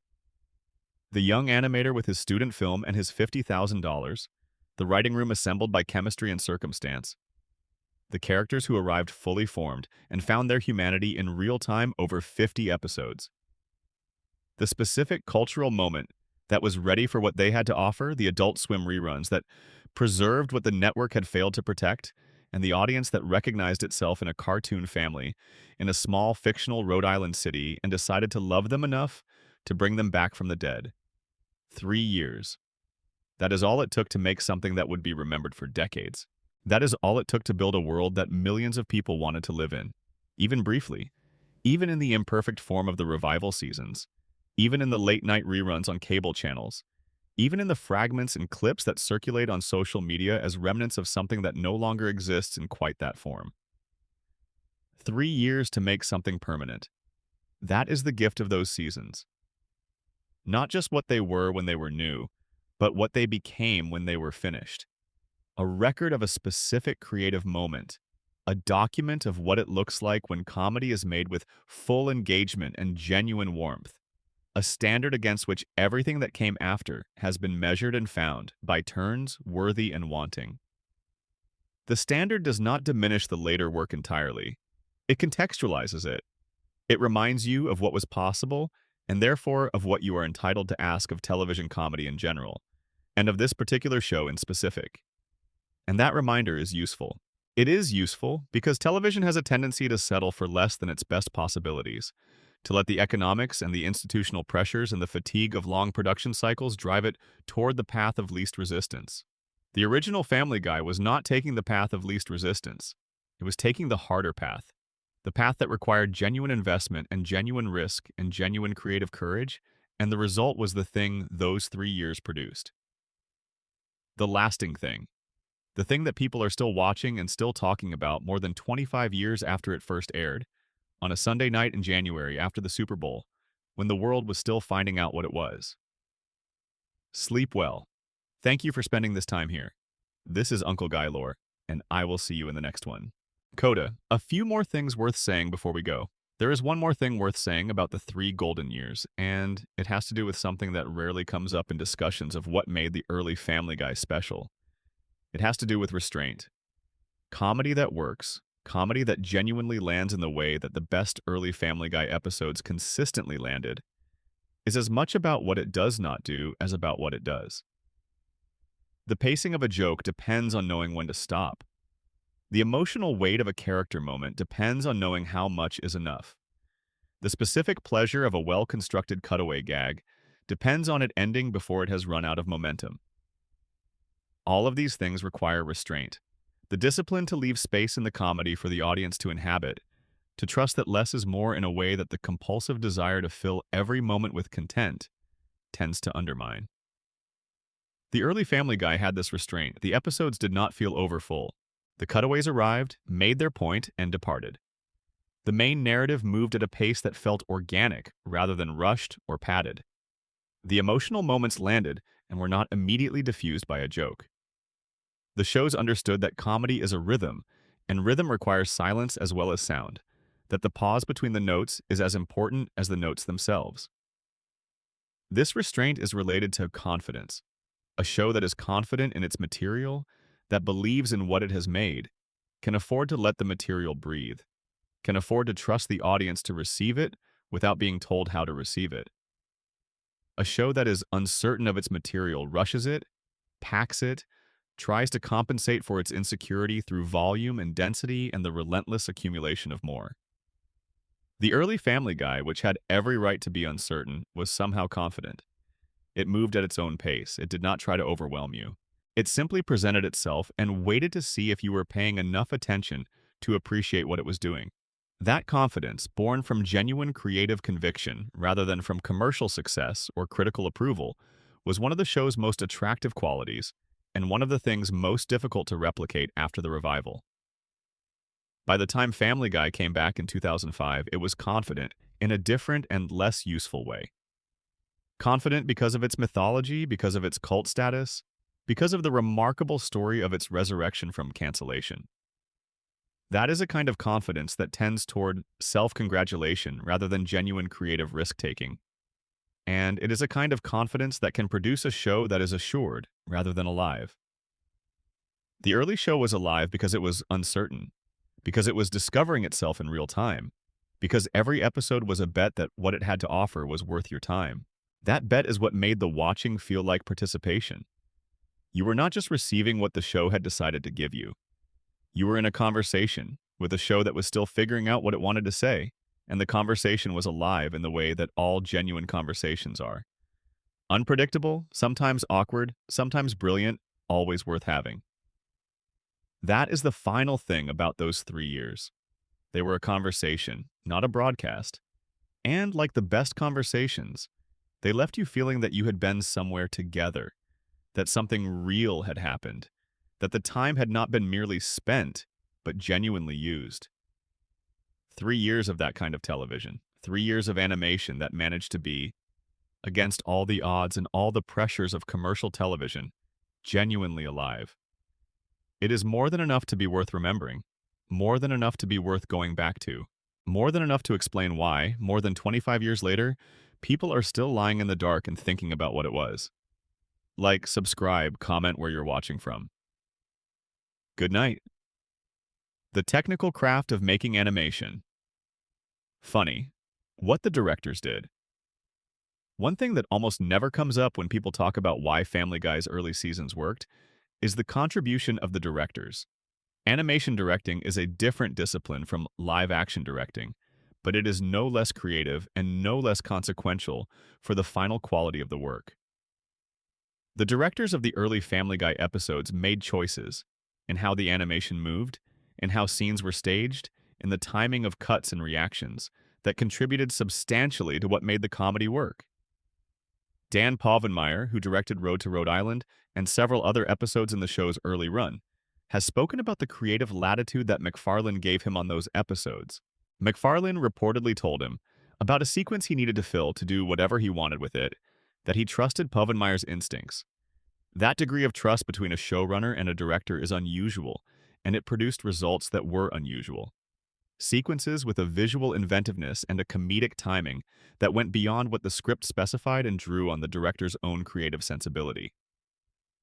Povenmire would later go on to create Phineas and Ferb, one of the best children's animated shows of its era, and his DNA is visible in the road trip format that he helped establish in its original form. Peter Shin, who directed the pilot and served as supervising director for the first season, established the visual grammar of the show in its initial form. The choices he made about how characters moved, how scenes were staged, how the show looked when it was doing something emotional versus something comedic, set conventions that persisted through the show's early run and gave it a visual consistency that the later animation changes would gradually erode. Shin's direction of Death Has a Shadow, working with a tight budget and a short timeline, produced a pilot that looked rougher than it would in later seasons, but that had a visual personality that was immediately distinctive.